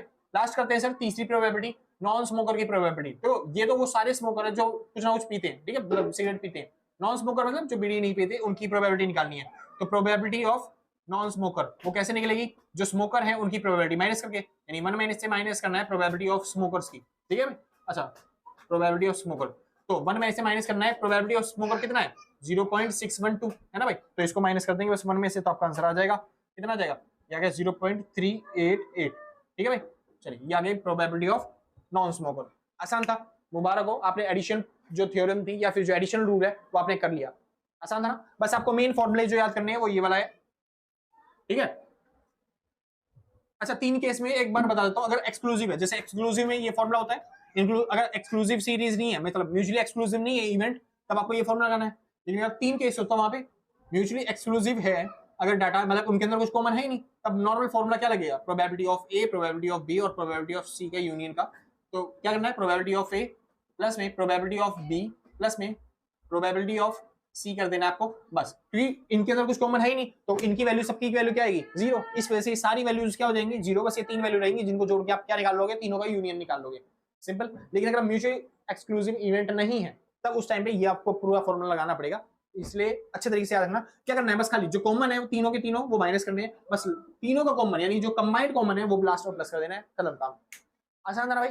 हाँ जी, अब इसके बाद चलते हैं कंडीशनल थ्योरम, उसके बाद मल्टीप्लिकेशन थ्योरम। कंडीशनल थ्योरम जैसे ही मल्टीप्लिकेशन थ्योरम वो तो आप अपने आप सीख जाओगे, कंडीशनल थ्योरम सिखाता हूँ सिंपल से, चलिए मतलब कंडीशनल प्रोबेबिलिटी सिखाते हैं, ठीक है भाई। चलिए, तो अगर हाँ एक चीज और, किसी को नोट्स परचेज करने हैं तो आप इस नंबर पे कांटेक्ट करके नोट्स परचेज करते हो, नंबर दे रखा है 8059639586, ठीक है। हाँ जी, और जो कि हेल्प हो जाएगी, क्योंकि आप पूरे बुक पढ़ोगे उतना टाइम है नहीं आपके पास, तो इसलिए जल्दी कर सकते हो आप आराम से नोट्स परचेज करके, सिंपल। ठीक, किसी भी सब्जेक्ट की खरीदना चाहते हो मिल जाएंगे आपको, ज्यादा अमाउंट रखते हैं नहीं सर, 150 से 200 के बीच में होता है, आप आराम से अफोर्ड कर सकते हो। इतना अमाउंट तो आप तो पिज्जा पर खाते हुए खत्म कर देते हो, 100-150 रुपए का पिज्जा आता होगा, समझा, जिसका कोई फायदा नहीं होने वाला। चलिए फिलहाल आगे चलते हैं, वापस आते हैं, ठीक है। हाँ, एक चीज और, अगर आपको वीडियो अच्छी लग रही हो तो लाइक शेयर सब्सक्राइब करके पक्का जाना, और आपने पहले तक रखा है तो सच बता रहा हूँ भाई साहब, दिल से, कलेजों से, गुर्दों से, फेफड़ों से, शरीर के अंग अंग से थैंक यू आपको, ठीक है भाई। हाँ जी, और आपने पहले तो नहीं कर रखा तो कोई बात नहीं यार, कोई नहीं, आराम से बैठो, कोई दिक्कत नहीं है, देखो आराम से वीडियो, ठीक है, कोई आपत्ति नहीं आ रही है, हम भी यही हैं, आप भी यही हो, मिलते हैं आपके एग्जाम के बाद, है ना। अब एग्जाम के बाद क्या, अगला टॉपिक करवाना ही है, ठीक है भाई। तो शुरू करते हैं कंडीशनल प्रोबेबिलिटी, ठीक है। चलिए, जिसको नोट करना है नोट कर लेना भाई। हाँ भाई, श्योर है, चलिए फिर। तो भाई अब टॉपिक आता है आपका कौन सा, कंडीशनल प्रोबेबिलिटी। तो आप कंडीशनल प्रोबेबिलिटी कह दो या फिर मल्टीप्लिकेशन रूल कह दो, सेम बात रहने वाली है, कोई चेंजेस है नहीं, दोनों का फॉर्मूला भी सेम है, सब चीज सेम है पूरी तरीके से, बस आपको समझना है कि कंसेप्ट कहना क्या चाहता है आपसे, ठीक है।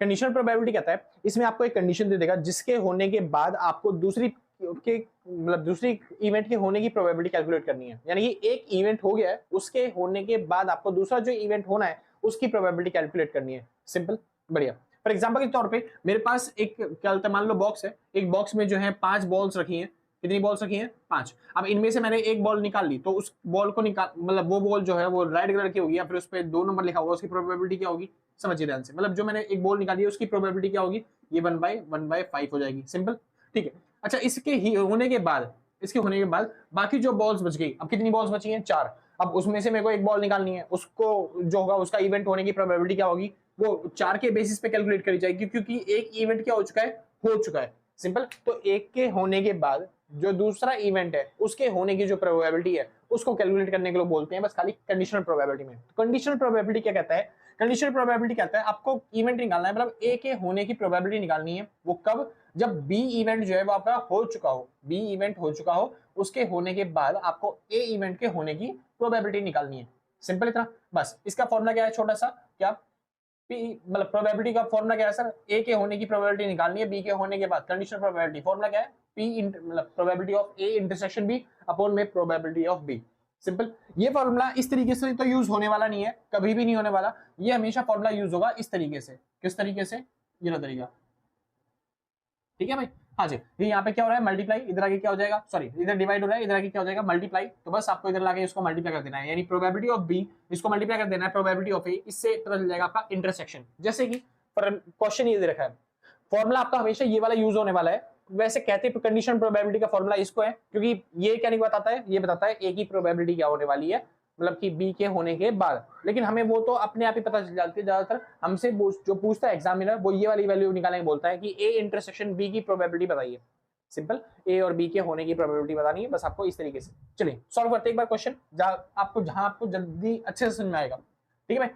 क्या है क्वेश्चन, क्या है, consider an experiment in which 2 successive draws, यानी कि कोई एक्सपेरिमेंट है जिसमें हमने दो निकाली हैं, मतलब 2 बॉल्स निकाली, एक तरीके से मान लेते कुछ भी, ठीक है, जहां पे आपको 2 चीजें निकालनी है, ठीक है।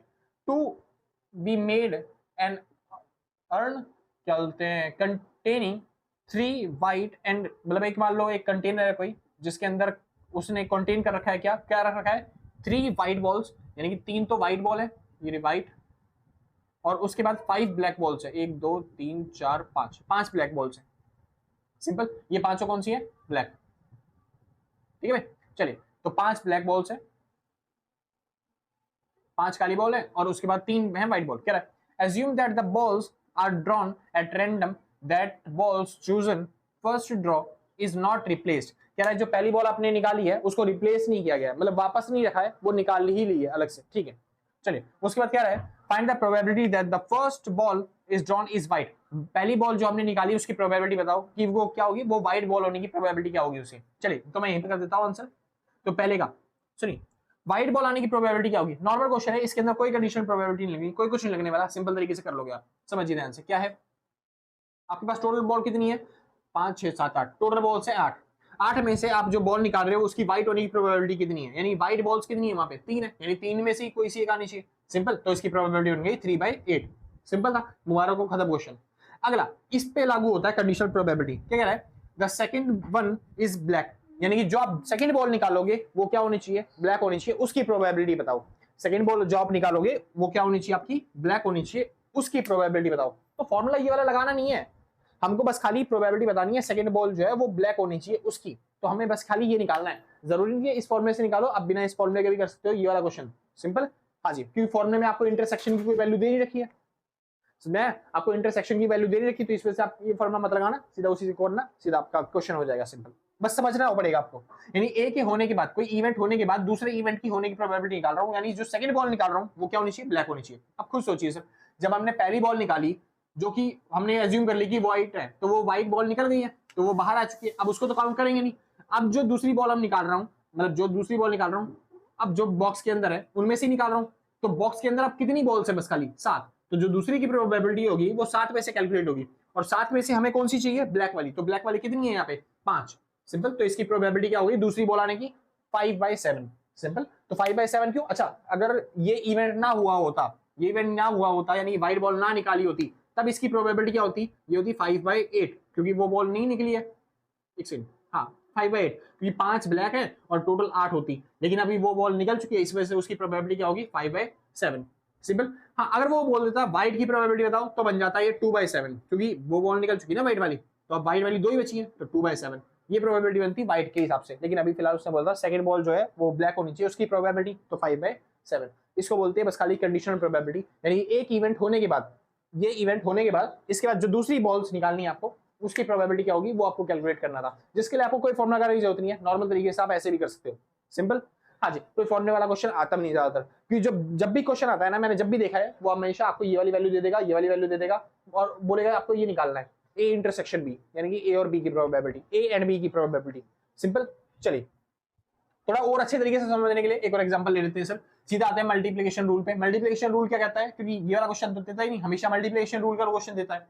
चलिए, तो ए और बी की प्रोबेबिलिटी, मतलब मल्टीप्लिकेशन रूल क्या कहता है? कहता है ए इंटरसेक्शन बी, यानी ए एंड बी के इवेंट होने की प्रोबेबिलिटी क्या होगी? वो डिपेंड करती है प्रोबेबिलिटी ऑफ बी मल्टीप्लाई में probability of A after B has happened, मतलब हैड हैपेंड, मतलब बी जो है वो हो चुका है, उसके होने के बाद ए की प्रोबेबिलिटी और जो बी की प्रोबेबिलिटी है, दोनों को मल्टीप्लाई करने पे, सिंपल। जैसे अभी हमने निकाला था, फॉर एग्जांपल के तौर पे दोबारा कर लेते हैं, सुनिए ध्यान से, वापस चलते हैं इसी क्वेश्चन पे। इसी क्वेश्चन में से मान लेते हैं 3 व्हाइट हैं और चलते हैं, बाकी क्या है? 5 ब्लैक बॉल्स हैं, ठीक है। कह रहा है पहली बॉल आपने निकाली और वो व्हाइट हो गई, उसकी प्रोबेबिलिटी बताओ। तो पहली बॉल आपने निकाली 8 में से, उस वो व्हाइट हो गई, तो उसकी प्रोबेबिलिटी हो गई कितनी? ये हो गई 3/8, सिंपल। ये आपने नॉर्मल निकाल ली और ये वैल्यू थी p/b की, सिंपल। अब वो इवेंट हो चुका है, बी इवेंट जो है वो हो चुका है, अब हमें ए की निकालनी है प्रोबेबिलिटी, और ए इवेंट क्या कह रहा है? इसके होने के बाद जो नई बॉल है, यानी कि 5/7 जो उसकी प्रोबेबिलिटी थी, वो उसकी प्रोबेबिलिटी की बात कर रहा है, ठीक है। तो दोनों को मल्टीप्लाई करोगे तब आपको मिल जाएगा आपको एंड वाला, यानी probability of A and B, यानी probability of A and B किससे मिलता है? प्रोबेबिलिटी ऑफ बी से मल्टीप्लाई में जो दूसरी प्रोबेबिलिटी है उससे। एक बार क्वेश्चन करते हैं तब अच्छे से समझ में आएगा। देखिए, 2 बॉल्स आपने निकाली है, are selected one after other, यानी एक के बाद एक निकाली है, फ्रॉम एन यूर्न, मतलब कि अर्न से अपने बॉल निकाली है, मतलब कोई मान लो कंटेनर है उससे आपने बॉल निकाली है। कह रहा है उसके अंदर 7 ब्लैक है, इस बार 7 क्या है? ब्लैक, ठीक। एंड ग्रीन जो है वो 8 है, 8 ग्रीन, ठीक है। The first ball is not replaced, पहली बॉल जो है वो रिप्लेस नहीं करी, मतलब वापस नहीं रखी है, ठीक है। Before the second ball is drawn, drawn मतलब दूसरी बॉल निकालने से पहले आपने वापस नहीं रखा उसको, मतलब वो बाहर ही है, मतलब एक बॉल निकालोगे तो वो बाहर रह जाएगी, ठीक है। Find the probability that both would be green, मतलब आपको प्रोबेबिलिटी निकालनी है कि दोनों बॉल्स क्या हो आपके पास? ग्रीन हो, ठीक है भाई। चलिए, तो पहली बॉल जो आपने निकाली उसकी प्रोबेबिलिटी क्या होगी? दोनों बॉल ग्रीन होनी चाहिए, मतलब पहली भी और दूसरी भी क्या होनी चाहिए? ग्रीन बॉल होनी चाहिए। तो पहली ग्रीन बॉल की प्रोबेबिलिटी क्या होगी? देखो टोटल बॉल्स कितनी है? टोटल बॉल्स है 15, पहली वाली ग्रीन चाहिए हमें, उसकी प्रोबेबिलिटी कितनी बनेगी? पहली वाली ग्रीन है, ग्रीन किस में से आएंगे? 8 में से, तो उसकी प्रोबेबिलिटी बनेगी 8/15, ये पहली बॉल की प्रोबेबिलिटी है। यानी कि मान लो मैंने निकाली है प्रोबेबिलिटी ऑफ ए, कितना? 8/15, प्रोबेबिलिटी ऑफ क्या है? ए फर्स्ट बॉल की, ठीक है भाई। चलिए, अब हम निकालते हैं प्रोबेबिलिटी ऑफ बी। क्या निकाल रहे हैं? प्रोबेबिलिटी ऑफ बी, जबकि ए हो चुका है, ए के होने के बाद प्रोबेबिलिटी निकालनी है किसकी? बी। अब ए के होने के बाद देखो क्या हो गया, एक ग्रीन बॉल जो है वो बाहर निकल गई है, तो उसको अंदर डाला नहीं वापस, तो अब यहाँ पे ग्रीन बॉल कितनी बची? बस खाली 7 ही तो बची। तो प्रोबेबिलिटी ऑफ बी क्या होगा ए के होने के बाद? तो अब टोटल बॉल कितनी बची है? 17, तो सॉरी 7 7 14, टोटल बॉल है 14। अब जिसमें से हमें क्या चाहिए, ग्रीन बॉल चाहिए। ग्रीन बॉल कितनी है, 7। तो ये हो गया probability of B after A had happened, मतलब ए के होने के बाद जो बी की प्रोबेबिलिटी है वो कितनी है, 7/14। सिंपल था। चलिए हमें क्या निकालने के लिए बोल रहा था, वो बोल रहा था find the probability that both balls are would be green, मतलब जो दोनों बॉल्स हैं वो क्या होनी चाहिए, ग्रीन होनी चाहिए, उसकी प्रोबेबिलिटी। ये पहली बॉल की प्रोबेबिलिटी, ये दूसरी बॉल की प्रोबेबिलिटी, बस दोनों को मल्टीप्लाई कर दो, आपको मिल जाएगी कंबाइंड प्रोबेबिलिटी। जो कि मैं बोल रहा था कि आपको ये निकालना पड़ता है, जो मैं बोल रहा था कि आपको ये निकालना पड़ता है, जो मैं बोल रहा था मल्टीप्लिकेशन थ्योरम बोलेगी आपको निकालने के लिए, जो मैं बोल रहा हूँ कि दोनों की प्रोबेबिलिटी है। सिंपल। तो कैसे करोगे, ये रहा भाई फॉर्मूला, कहाँ गया, ये रहा। तो वही फॉर्मूला लगाना है आपको, क्या बोलते हैं, probability of A intersection B, क्योंकि दोनों इवेंट होने चाहिए। ठीक है, तो प्रोबेबिलिटी ऑफ, इस बार ए की प्रोबेबिलिटी मल्टीप्लाई करना है प्रोबेबिलिटी ऑफ बी से, लेकिन बी की प्रोबेबिलिटी कब, ए के होने के बाद। सिंपल। जो नीचे वाली वैल्यू है उसके होने के बाद ऊपर वाली वैल्यू की प्रोबेबिलिटी निकालते हैं हम। ठीक है भाई। चलिए, तो प्रोबेबिलिटी ऑफ ए कितना था, 8/15, और प्रोबेबिलिटी ऑफ बी कितना है, 7/14। बस इससे काट दिया, या गया 2, और इसको काटना है तो काट लो आराम से 4 से, ये हो गया 4/15। सिंपल। इसको सॉल्व कर लेना, आपका मर्जी। सिंपल सर, ये खत्म हो गया आपका टॉपिक। देखो भाई दिखाई दे रहा है, चलो दिखाई तो दे रहा है, समझ में आ गया ना, आसान था, बहुत अच्छे। बस ये था। और ये देखो, ये क्या होता है, जब हमेशा जो इवेंट होते हैं ना वो डिपेंडेंट होते हैं। ये प्रोबेबिलिटी का कैलकुलेट करते हैं ऐसे, जब भी इवेंट क्या होंगे, डिपेंडेंट होंगे, मतलब एक के होने के बाद दूसरे पे कुछ ना कुछ इफेक्ट पड़ना चाहिए, जिसकी वजह से हम ये वाली प्रोबेबिलिटी निकालते हैं। मतलब हम बी की, मतलब ए की प्रोबेबिलिटी निकालते हैं बी के बाद, या फिर बी की प्रोबेबिलिटी निकालते हैं ए के बाद। ये कब होता है, जब दोनों इवेंट क्या हो, डिपेंडेंट हो, एक दूसरे के ऊपर डिपेंड करते हो कि एक से दूसरे पे कोई इफेक्ट पड़ने वाला है। सिंपल। अगर दोनों इवेंट इंडिपेंडेंट हुए, जैसे कि इस वाले केस में बता रहा हूं अभी, रूल 6 रूल 5 बता दिया ना भाई, जब इवेंट होते हैं तो दोनों मल्टीप्लिकेशन पे ये आता है, इंटरसेक्शन। ठीक है। अब अगर इवेंट दोनों के दोनों क्या होंगे, मतलब कि इंडिपेंडेंट होंगे। इंडिपेंडेंट मतलब एक दूसरे पे कोई डिपेंड करता ही नहीं है। सिंपल। जैसे हम डाइस रोल करते हैं, उस पर फर्स्ट आना चाहिए, और दूसरी बार डाइस रोल किया तो उस पर सेकंड आना चाहिए। ये क्या है, इंडिपेंडेंट इवेंट है। तो इंडिपेंडेंट इवेंट के केस में जो दूसरे की प्रोबेबिलिटी, दूसरी बार की प्रोबेबिलिटी होगी, जैसे पहले वाले की प्रोबेबिलिटी क्या होगी, प्रोबेबिलिटी ऑफ ए। सिंपल। जो दूसरे वाले की प्रोबेबिलिटी होती है वो होती है probability of A after, sorry, probability of B, क्योंकि दूसरी बार में तो बी आएगा ना। Probability of B after A had happened, मतलब कि ए के होने के बाद जो दूसरी वाले की प्रोबेबिलिटी निकालूंगा मैं, अगर वो डिपेंडेंट इवेंट है तब तो नॉर्मल आप ऐसे निकालोगे, वो इवेंट हटाने के बाद। ठीक है। लेकिन अगर वो जो है डिपेंडेंट इवेंट है, कौन सी डिपेंडेंट इवेंट है, तब आप ऐसे निकालोगे। और अगर वो इंडिपेंडेंट इवेंट है, इंडिपेंडेंट इवेंट क्या है, उनको फर्क नहीं पड़ता कि पहला हुआ है या नहीं हुआ, तो इंडिपेंडेंट इवेंट की प्रोबेबिलिटी अलग ही होती है इंडिपेंडेंटली। अरे मम्मी जी, वीडियो बना रहा हूँ, उसी के बीच में कर रहे हो, कर लो। हाँ भाई, श्योर है। चलिए, तो आपको जो दूसरे की, अगर इंडिपेंडेंट इवेंट है तो आपको जो दूसरे की प्रोबेबिलिटी निकालनी है, उससे पहले मतलब जो आपको दूसरी की प्रोबेबिलिटी निकालनी है, पहली जो प्रोबेबिलिटी है उस पर इफेक्ट कोई डालेगी ही नहीं। तो सीधी बात, जो दूसरे की प्रोबेबिलिटी है वो सीधा वही रहने वाली है जो पहले, मतलब जो नॉर्मल रहती है, मतलब कि डिपेंडेंट वाली ये यही रहेगी जो पहले नॉर्मल रहती है। सिंपल। ए से कोई इफेक्ट पड़ने वाला नहीं है, समझा क्या। जैसे कि आपने कोई क्या डाइस रोल किया, पहले की प्रोबेबिलिटी थी 1/6, दूसरे की प्रोबेबिलिटी भी रहेगी 1/6, कोई इफेक्ट पड़ने वाला ही नहीं है, सेम ही रहने वाली है, चाहे कितना भी कुछ कर लो, कितने भी डाइस रोल कर लो। सिंपल भाई। हाँ जी। तो वही कह रहा है, इंडिपेंडेंट के केस में क्या होगा, जो probability of A by B है ना, वो रहेगी प्रोबेबिलिटी ए के बराबर, और जो प्रोबेबिलिटी बी बाय ए है वो रहेगी किसके बराबर, बी के बराबर, अगर इंडिपेंडेंट केस है तब। यानी कि जो प्रोबेबिलिटी है, मतलब कि देखो सीधी बात, अब ये यहाँ पे क्या हो रहा है, डिवाइड, इधर आके क्या हो गया, मल्टीप्लाई, यही रूल था इसका। और मैंने जब बोल दिया ये वाला जो रूल है ये किसके बराबर रहेगा, प्रोबेबिलिटी ऑफ ए के बराबर। तो अगर इंडिपेंडेंट है तो फॉर्मूला क्या बन गया, A intersection B is equal to probability of B multiply में प्रोबेबिलिटी ऑफ ए। तो वही लिखा हुआ है फॉर्मूला। फॉर्मूला क्या रहेगा, इंटरसेक्शन का फॉर्मूला, ए और बी को मल्टीप्लाई कर दोगे तो आपका निकल जाएगा। तो सीधी बात, एक न्यूमेरिकल बताता हूँ जिसमें डिपेंडेंट और इंडिपेंडेंट दोनों समझ में आ जाएंगे आपको। ठीक है सर, एक छोटा सा सवाल सर, सिंपल। ठीक, शुरू करते हैं। एक सेकंड भाई। हाँ भाई, शुक्र है। चलिए, तो फॉर एग्जांपल के तौर पे मान लो एक डेक ऑफ कार्ड है जिसके अंदर 52 वो होते हैं, मतलब कि वो होते हैं कार्ड। ठीक है। अब जिसमें से मैंने क्या किया, मैंने एक प्रोबेबिलिटी निकालनी है, कह रहा है आपने एक प्रोबेबिलिटी निकालनी है जो कि क्या बोलते हैं, एक रेड एस होना चाहिए, बस उसकी प्रोबेबिलिटी बता दो। तो देखो टोटल कार्ड कितने होते हैं, 52। तो 52 कार्ड में से रेड एस आने की प्रोबेबिलिटी कितनी होगी, रेड एस कितने होते हैं भाई, 2 ही होते हैं। चलिए, तो ये प्रोबेबिलिटी बन गई 2/52। अरे रेड एस, एस मतलब एक का आना चाहिए, ए आना चाहिए। ठीक है। और रेड वाले 2 ही कार्ड होते हैं बस खाली। ठीक है।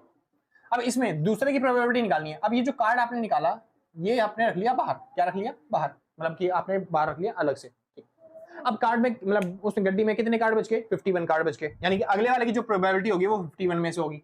अब अगले वाला क्या रहा है, फिर से आप निकाल रहे हो, लेकिन इस बार भी क्या होना चाहिए? रेड एस ही होना चाहिए। अब रेड एस आने की प्रोबेबिलिटी कितनी बनेगी? देखो एक कार्ड तो रेड एस वाला आपने बाहर रख लिया, तो अब जो बचेगा रेड वाला एस कौन सा बचेगा? बस खाली एक ही बचेगा दो में से, तो बस अगले की प्रोबेबिलिटी क्या बनेगी? 1/51।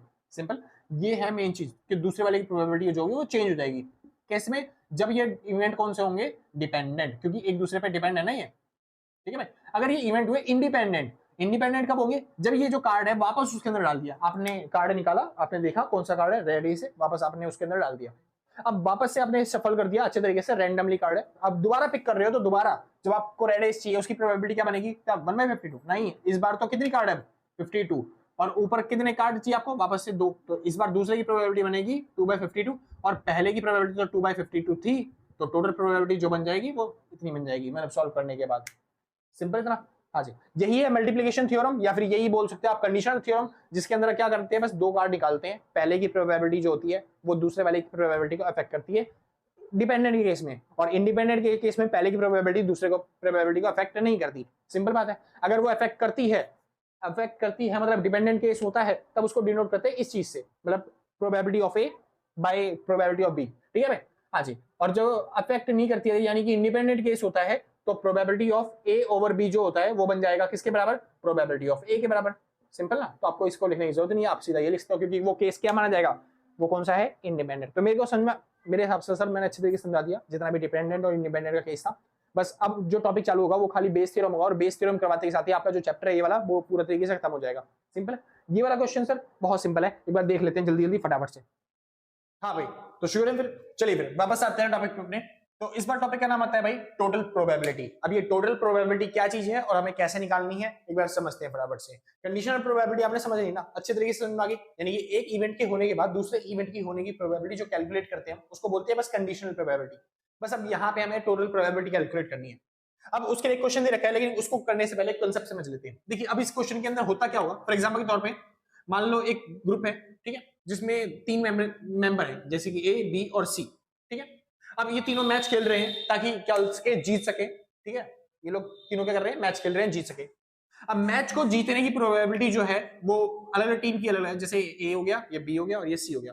अगर ए जीतता है तो इसकी प्रोबेबिलिटी, क्योंकि अच्छा प्लेयर है, इसकी वजह से इसकी प्रोबेबिलिटी जो है 40% है जीतने की, और इसकी प्रोबेबिलिटी 30% है जीतने की, और इसकी प्रोबेबिलिटी बाकी का 30% प्रोबेबिलिटी इसकी है जीतने की, मतलब सी और बी की, ठीक है। इतना बढ़िया। लेकिन अब जीतने के बाद दूसरी प्रोबेबिलिटी, दूसरी कंडीशन क्या है? जीतने के बाद कौन सी टीम पार्टी देगी? जैसे फॉर एग्जांपल के तौर पे ए जो है जीतने के बाद पार्टी देगा, इसकी प्रोबेबिलिटी कितनी है? तो ये आपको दे रखी है, फॉर एग्जांपल के तौर पे मान लेते हैं कितनी? 5%। बी जो है बी जीतने के बाद पार्टी देगा, इसकी प्रोबेबिलिटी कितनी है? 10%। और सी जो है वो जीतने के बाद आपको पार्टी देगा, उसकी प्रोबेबिलिटी कितनी है? मान लेते हैं 20%। सिंपल है ना, कोई दिक्कत नहीं। हाँ जी, तो अब क्वेश्चन के अंदर क्या पूछेगा? क्वेश्चन के अंदर पूछेगा कि हमको पार्टी मिलेगी। देखो टोटल सीधी बात, वो क्या पूछेगा? इनका कंबाइन। हमको पार्टी मिलेगी, चाहे वो ए दे, चाहे वो बी दे, चाहे वो सी दे, वो मैटर नहीं करता, हमको पार्टी मिलेगी। और वो पार्टी मिलने की प्रोबेबिलिटी कितनी है वो चेक करके बताओ फटाफट से। क्या बोलेगा कि पार्टी मिलने की प्रोबेबिलिटी कितनी है वो चेक करिए। सिंपल, तो कोई दिक्कत नहीं है, हमको तीनों के हिसाब से देखना है कि कौन कितनी हिसाब से पार्टी देगा, उसकी प्रोबेबिलिटी निकालनी है। तो समझिए ध्यान से कैसे करना है।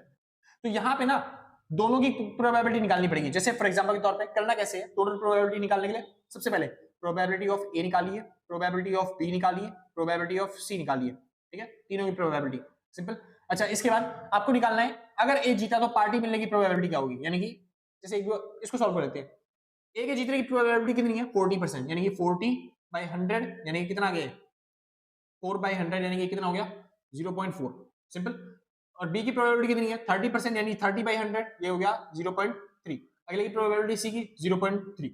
ठीक, अब ये इवेंट हो चुका है। अब इवेंट के बाद पार्टी मिलने की प्रोबेबिलिटी, चलिए तो प्रोबेबिलिटी निकाल रहा हूं मैं किसकी? पार्टी की। तो ये हो गया पार्टी ए के जीतने के बाद, ए के जीतने के बाद पार्टी मिलने की प्रोबेबिलिटी कितनी है? तो वो कितनी बोली है उसने? 5%, यानी कि कितनी हो गई है? 0.05। सिंपल।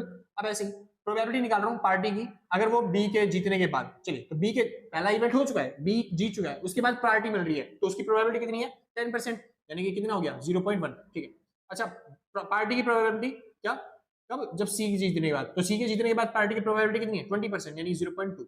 सिंपल इतना, कोई दिक्कत नहीं। आपने पहले इवेंट और दूसरे इवेंट दोनों की प्रोबेबिलिटी निकाल ली। बस आपको क्या निकालना है? टोटल प्रोबेबिलिटी निकालनी है। अब टोटल प्रोबेबिलिटी कैसे निकालें, यानी कि पार्टी मिलने की, जो पार्टी की टोटल प्रोबेबिलिटी, सिंपल सा। तो जो भी आपने किया था बस उसको क्या करना है, कंबाइन करना है। जैसे कि बस कंबाइन कर दिया हो जाएगा आपका। जैसे कि पहले इससे पार्टी मिलेगी, उसकी प्रोबेबिलिटी क्या है, तो वही कंडीशन थ्योरम जो हमने पिछले बार किया था। ठीक है, प्रोबेबिलिटी ओ ऑफ ए मल्टीप्लाई में प्रोबेबिलिटी ऑफ दूसरी कंडीशन, यानी कि दूसरा पार्टी मिलने की ए से। ठीक है, उसके बाद प्लस में प्रोबेबिलिटी ऑफ बी, और उसके बाद मल्टीप्लाई में प्रोबेबिलिटी ऑफ पार्टी मिलने की किससे, बी से।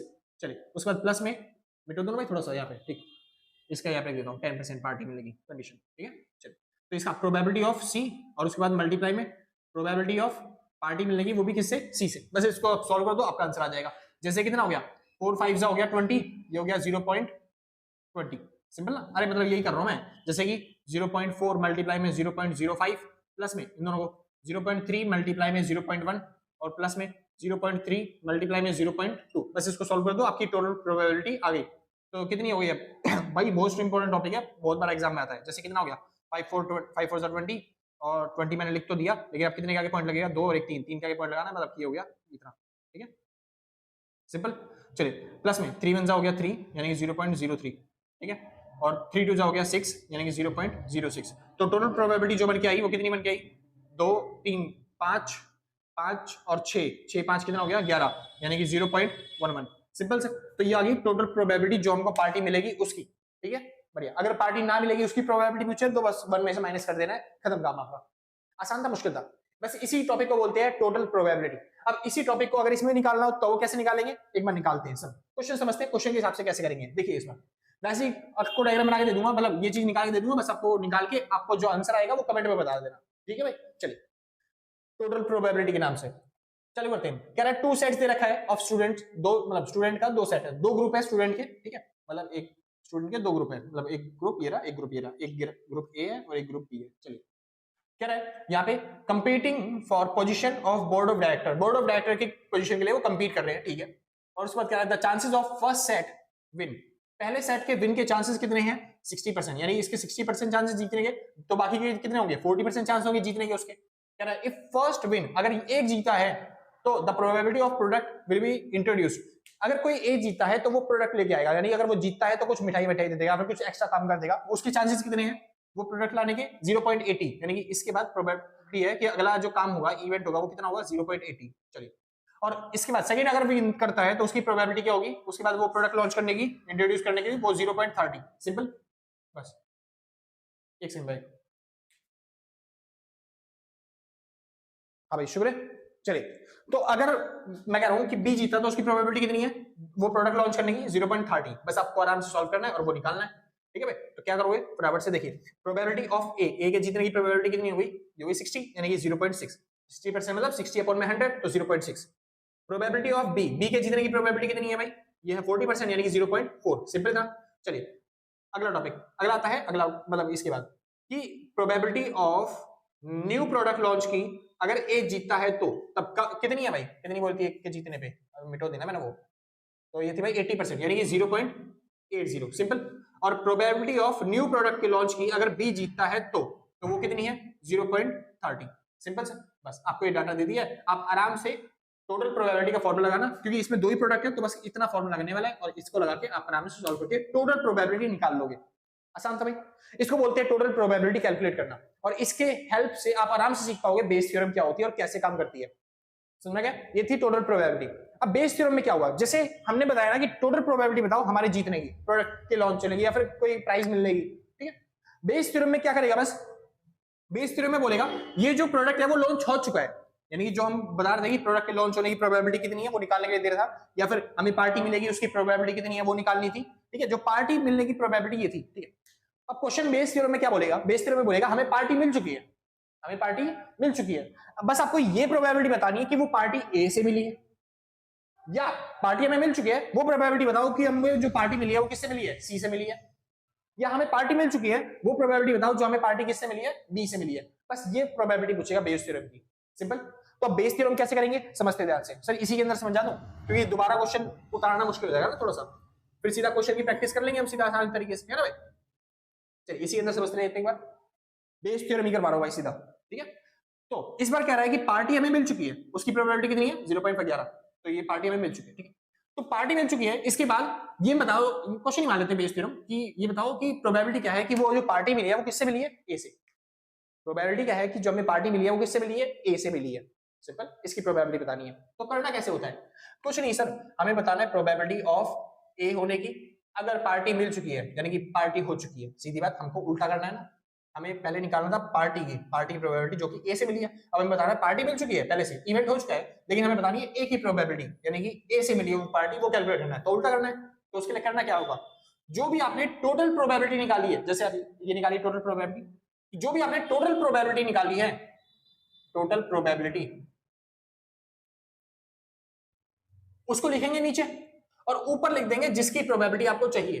जैसे आपको ए से पार्टी चाहिए तो ए के जो दोनों इवेंट थे ना वो लिख देना है, मतलब इतना पूरा, ये पूरा, यानी कि प्रोबेबिलिटी ऑफ ए मल्टीप्लाई में प्रोबेबिलिटी ऑफ पार्टी मिलना, वो भी किससे, ए से। सिंपल, बस आप इसको सॉल्व करोगे आपका आंसर आ जाएगा। जैसे फॉर एग्जांपल के तौर पे इसका आंसर कितना आया था 0.4 और क्या बोलते हैं 0.4 और 5 था ना, 0.4 और 0.5, तो 0.4 मल्टीप्लाई में 0.5 और सॉरी 0.05 है, और अपॉन में टोटल प्रोबेबिलिटी कितनी थी भाई 0.11। चलिए अब इसको सॉल्व कर लो, बस आराम से आपका आंसर आ गया। जैसे कि 0.02 अपॉन में 0.11, सिंपल, अब पॉइंट से पॉइंट हट गया यानी 2/11, ये आपकी प्रोबेबिलिटी बन गई कि जो पार्टी आपको मिली है वो किससे मिली है, ए से मिली है, इसकी प्रोबेबिलिटी। अगर आपका जो पार्टी है वो उसकी प्रोबेबिलिटी दे रखी है, तो बस इसी को बोलते हैं बेस थ्योरम। हर किसी में अलग अलग आएगा। जैसे फॉर एग्जांपल अगर वो बोलते हैं कि बी से पार्टी मिली है, उसकी प्रोबेबिलिटी बताओ, तब क्या करोगे, हमें प्रोबेबिलिटी निकालनी है किसकी, बी से मिली है, बी की प्रोबेबिलिटी निकालनी है अगर पार्टी उससे मिली है तो। सिंपल, चलिए तो पार्टी हमें मिल चुकी है, उसके बाद दूसरी चीज क्या है कि वो पार्टी बी से मिली है, इसकी प्रोबेबिलिटी निकालनी है। तो क्या करना है, टोटल प्रोबेबिलिटी नीचे लिखनी है और ऊपर लिखना है बी का केस। बी का केस कितना था, तो बी से बी की प्रोबेबिलिटी और फिर उसके बाद बी से पार्टी मिलने की प्रोबेबिलिटी। सिंपल, बस इसको सॉल्व करोगे आपका आंसर आएगा। जैसे कि ऊपर क्या लिखोगे आप, ये जो बी को सॉल्व किया था हमने कितना 0.03 यानी कि 0.03 अपॉन में 0.11, बस इसको सॉल्व कर दोगे तो 3/11 आपका आंसर आ गया बेस थ्योरम का, प्रोबेबिलिटी का। आसान, खत्म भाई, इसको बोलते हैं बस बेस थ्योरम। एक बार इसके न्यूमेरिकल कर लेते हैं, फिर आपका पूरा जो चैप्टर है ये वाला वो फिनिश हो जाएगा। सिंपल, बस फटाफट से न्यूमेरिकल्स करते हैं सर इसके, ठीक है। जिसको नोट करना है नोट करिए फटाफट से, फिर आगे चलते हैं। हाँ भाई श्योर है, चलिए फिर तो भाई चालू करते हैं। इस बार क्वेश्चन पढ़ते हैं फटाफट से और अपना सॉल्व करते हैं। बेस थ्योरम का क्वेश्चन है। क्या कह रहा है क्वेश्चन, कह रहा है बॉक्स 1 कंटेन्स, एक बॉक्स 1 है जो कि होल्ड कर रहा है क्या 5 व्हाइट बॉल। देखो एक बॉक्स है जिसके अंदर व्हाइट बॉल है कितनी 5, और क्या बोलते हैं रेड बॉल कितनी है, वो है 3। सिंपल भाई, चल एक बॉक्स 2 है, ये रहा बॉक्स 2, इसके अंदर व्हाइट है और रेड बॉल है, ठीक है। सेकंड बॉक्स, ये पहला बॉक्स, ये सेकंड बॉक्स, ठीक है। तो इसके पास है 4 व्हाइट बॉल और 4 है रेड बॉल, ठीक है। इसका मेन काम नहीं है भाई, मेन काम देखो जिसका है, ए बॉक्स इज सिलेक्टेड, एक बॉक्स हमने सिलेक्ट कर लिया और and A ball is taken randomly, हमने एक बॉल निकाली। क्या है, if the probability of white, if the ball is white, देखो पहले ही बता दिया जो बॉल है वो क्या है व्हाइट है, तो सीधी बात आपको आंसर पहले दे दिया कि बॉल क्या है आपके पास, व्हाइट बॉल आई हुई है। सिंपल, ठीक है। बस आपको क्या बताना है, आपको प्रोबेबिलिटी बतानी है, what is the probability that it comes from box 1, यानी ये बॉल जो है व्हाइट है लेकिन ये बॉल जो है वो फर्स्ट बॉक्स में ऐसे आई है, पहले बॉक्स में से आई है, उसकी क्या प्रोबेबिलिटी होगी। सिंपल, सीधा पता चल गया, आंसर आपको पहले दे रखा है, बस आपको प्रोबेबिलिटी निकालनी है कि वो फर्स्ट बॉक्स से आई है।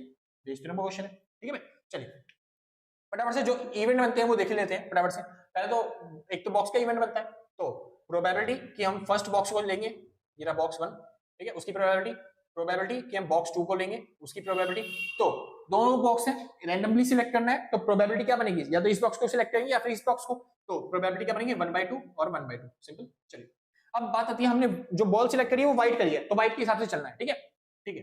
तो प्रोबेबिलिटी कि हमारे पास जो है वो व्हाइट बॉल आई है, वो भी किस में से, बॉक्स फर्स्ट में से, ठीक है। बॉक्स फर्स्ट सिलेक्ट कर लिया और उसके बाद हमारे पास क्या आई है, व्हाइट बॉल आई है, उसकी प्रोबेबिलिटी क्या है, तो बॉक्स फर्स्ट में से व्हाइट बॉल आ रही है। व्हाइट बॉल कितनी है इसमें 5 है, टोटल बॉल्स कितनी है 8, तो 5/8, इसकी प्रोबेबिलिटी होगी कि व्हाइट बॉल कितनी आ रही है 8 आ रही है फर्स्ट बॉक्स में से।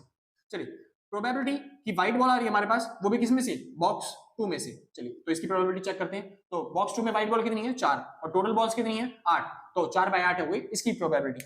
बस अब हमें क्या निकालना है एक बार, टोटल प्रोबेबिलिटी। तो टोटल प्रोबेबिलिटी कैसे निकलती है सर, ये रहा टोटल प्रोबेबिलिटी, हाँ जी निकालते हैं फटाफट से, ठीक है। ई बोल देते हैं प्रोबेबिलिटी को, ठीक है, ई यानी प्रोबेबिलिटी निकाल रहे हैं पूरी की। चलिए तो वो कैसे निकलती है, बस दोनों को मल्टीप्लाई करना है, यानी प्रोबेबिलिटी ऑफ बॉक्स 1 मल्टीप्लाई में प्रोबेबिलिटी ऑफ व्हाइट बॉल आने की बॉक्स 1 में से, ठीक है, लिखने की तो जरूरत नहीं है यार बार बार, चलो लिख ही देता हूँ, प्रोबेबिलिटी ऑफ बॉक्स 2 और मल्टीप्लाई में प्रोबेबिलिटी ऑफ व्हाइट बॉल आने की किस में से, बॉक्स 2 में से, सिंपल। बस इसको सॉल्व करते हैं एक बार, तो क्या 1/2 मल्टीप्लाई में 5/8 और उसके बाद प्लस में 1/2 मल्टीप्लाई में 4/8। अब इसको सॉल्व करते हैं, इससे कट गया 2, ये हो गया 1/4 और इसकी ये वैल्यू हो गई मतलब कि ये हो गया 5/16, ठीक है। और इसको सॉल्व कर लेते हैं, हो गया 16 एलसीएम लेके, और ये हो गया 4 5 4 9 यानी कि 9/16। कैलकुलेशन सही है ना भाई, कहते उसी में गड़बड़ हो जाए, 8 दूनी 16 16 4 4 4 4 4 और ये हो गया 5 9, ठीक है। तो प्रोबेबिलिटी आ गई, टोटल प्रोबेबिलिटी कितनी है 9/16, सिंपल। ये टोटल प्रोबेबिलिटी आ गई आपके पास। अब आपको क्या निकालना है, हाँ बेस थ्योरम कर लेते हैं ना। तो बेस थ्योरम में आपको बताना है बॉल जो है वो व्हाइट है लेकिन वो आई है फर्स्ट बॉक्स में से, उसकी प्रोबेबिलिटी क्या होगी। तो हम क्या निकालने जा रहे हैं, बेस थ्योरम का क्वेश्चन लगा के फटाफट से हम निकाल रहे हैं प्रोबेबिलिटी ऑफ बॉक्स 1 की, लेकिन वो कब, जब हमारे पास कौन सी बॉल हो, व्हाइट बॉल हो, सिंपल। तो हम उल्टा करने जा रहे हैं, तो इसी को बोलते हैं बस बेस थ्योरम। और वो कैसे निकलता है, जो आपकी टोटल प्रोबेबिलिटी है उसको आपको नीचे लिखना है और जो आपने निकाला था बॉक्स मतलब की 1 की प्रोबेबिलिटी वो ऊपर लिखना है। तो यानी क्या थी, प्रोबेबिलिटी ऑफ बॉक्स 1 और मल्टीप्लाई में प्रोबेबिलिटी ऑफ व्हाइट बॉल आने की बॉक्स 1 में से, सिंपल, क्योंकि बॉक्स 1 की बात है ना। चलिए, तो इसकी प्रोबेबिलिटी कितनी निकाली थी हमने निकाली थी भाई 5/16, तो ऊपर लिखेंगे हम 5/16 और नीचे क्या लिखेंगे, टोटल प्रोबेबिलिटी यानी कितना 9/16, 16 से 16 कट गया तो टोटल, अब इसकी प्रोबेबिलिटी आ गई 5/9 और सिंपल क्वेश्चन आपका खत्म, सिंपल था। चलिए एक बार करते हैं सर, इसका दूसरा वाला पार्ट दिख रहा है भाई क्वेश्चन, चलो दिख रहा है, जगह तो है। चलिए यहाँ पे कर लेता हूँ भाई इसका दूसरा पार्ट। तो क्या रहा है, आपको प्रोबेबिलिटी निकालनी है किसकी, बॉक्स 2 की, दूसरा क्वेश्चन भी है ना, हाँ। तो बॉक्स 2 में से आनी चाहिए वो बॉल, और कौन सी, व्हाइट बॉल। चलिए इसकी प्रोबेबिलिटी क्या होगी, वही सेम क्वेश्चन, जो प्रोबेबिलिटी है टोटल प्रोबेबिलिटी उसको नीचे लिखेंगे और ऊपर लिखना है बॉक्स 2 की प्रोबेबिलिटी, और क्या बोलते हैं मल्टीप्लाई में व्हाइट बॉल आनी चाहिए, वो भी किसमें से, बॉक्स 2 में से। चलिए इसकी प्रोबेबिलिटी पहले से निकाल चुका हूं मैं ऊपर वाले की, यही तो पूरी निकाली थी ना भाई आज, जो कि कितनी आई थी ये, यानी कि 1/4। तो बस इसका आंसर हो गया 1/4 अपॉन में टोटल प्रोबेबिलिटी कितनी थी अभी निकाली 9/16, तो बस 9/16। और इसको अगर काटेंगे तो भाई ये ऊपर मल्टीप्लाई हो जाएगा, तो यानी कि 1/4 मल्टीप्लाई में 16 अपॉन में 9 और 4 से कर गया 4, यानी कि आपका आंसर आ गया 4/9, सिंपल सर। तो प्रोबेबिलिटी आ गई उसकी 4/9, आसान था ना, इसका 5/9 उसकी 4/9। तो भाई मेरे हिसाब से मेरे को लगता है कि आपको समझ में आ गया होगा। अगर आपको समझ में आ गया तो सर बहुत अच्छे, क्योंकि यहाँ पे खत्म होता है आपका पूरा पूरा चैप्टर, ठीक है। अगर आपको नहीं समझ में आया तो भाई नीचे कमेंट करके बता देना, मैं कोशिश करूंगा दोबारा आपको वो टॉपिक अच्छे तरीके से समझाने की, ठीक है। तो मेरे हिसाब से तो सब चीज हो चुकी है। अगर आपको नोट्स परचेज करने हैं किसी भी सब्जेक्ट के, तो आप इस नंबर पर कॉन्टैक्ट करके नोट्स परचेज कर सकते हो। जो भी मिनिमम अमाउंट होगा वो व्हाट्सएप पे पेमेंट करके आराम से नोट्स परचेज कर लोगे, ठीक है भाई। और इसके बाद जो चैप्टर चलने वाला है वो थोड़ा सा अच्छा सा चैप्टर है आपके लिए, नया चैप्टर है, तो फिर मुश्किल चैप्टर पड़ेगा थोड़ा सा, तो ध्यान से समझने की कोशिश करना, ठीक है भाई। हाँ जी, बस इतना ही था। अगर आपको वीडियो समझ में आएगी तो लाइक से सब्सक्राइब करके पक्का जाना, और आपने पहले देख रखा है तो सच बता रहा हूँ भाई साहब, दिल से, कलेजों से, गुर्दों से, फेफड़ों से, शरीर के अंग से थैंक यू है। मजा सा आ जाता है जैसे आप वो करते हैं ना कि भैया पहले से कर रखा था आपके बताने से पहले, तो दिल खुश हो जाता है बहुत ज्यादा, दिल से थैंक यू भाई आप, ठीक है। और आपने पहले तो नहीं कर रखा तो कोई बात नहीं भाई, कोई दिक्कत नहीं, आराम से कर दिया बाद में, कोई आफत नहीं आ रही है, हम भी यही हैं आप भी हैं, मिलते हैं आपके एग्जाम के बाद, ठीक है भाई। चलिए तो आज के बस नहीं, मिलते हैं कल same time same channel, tata bye bye, ठीक है। जिसको नोट करना भाई नोट करिए, तो खत्म करते हैं आपका, बाय बाय।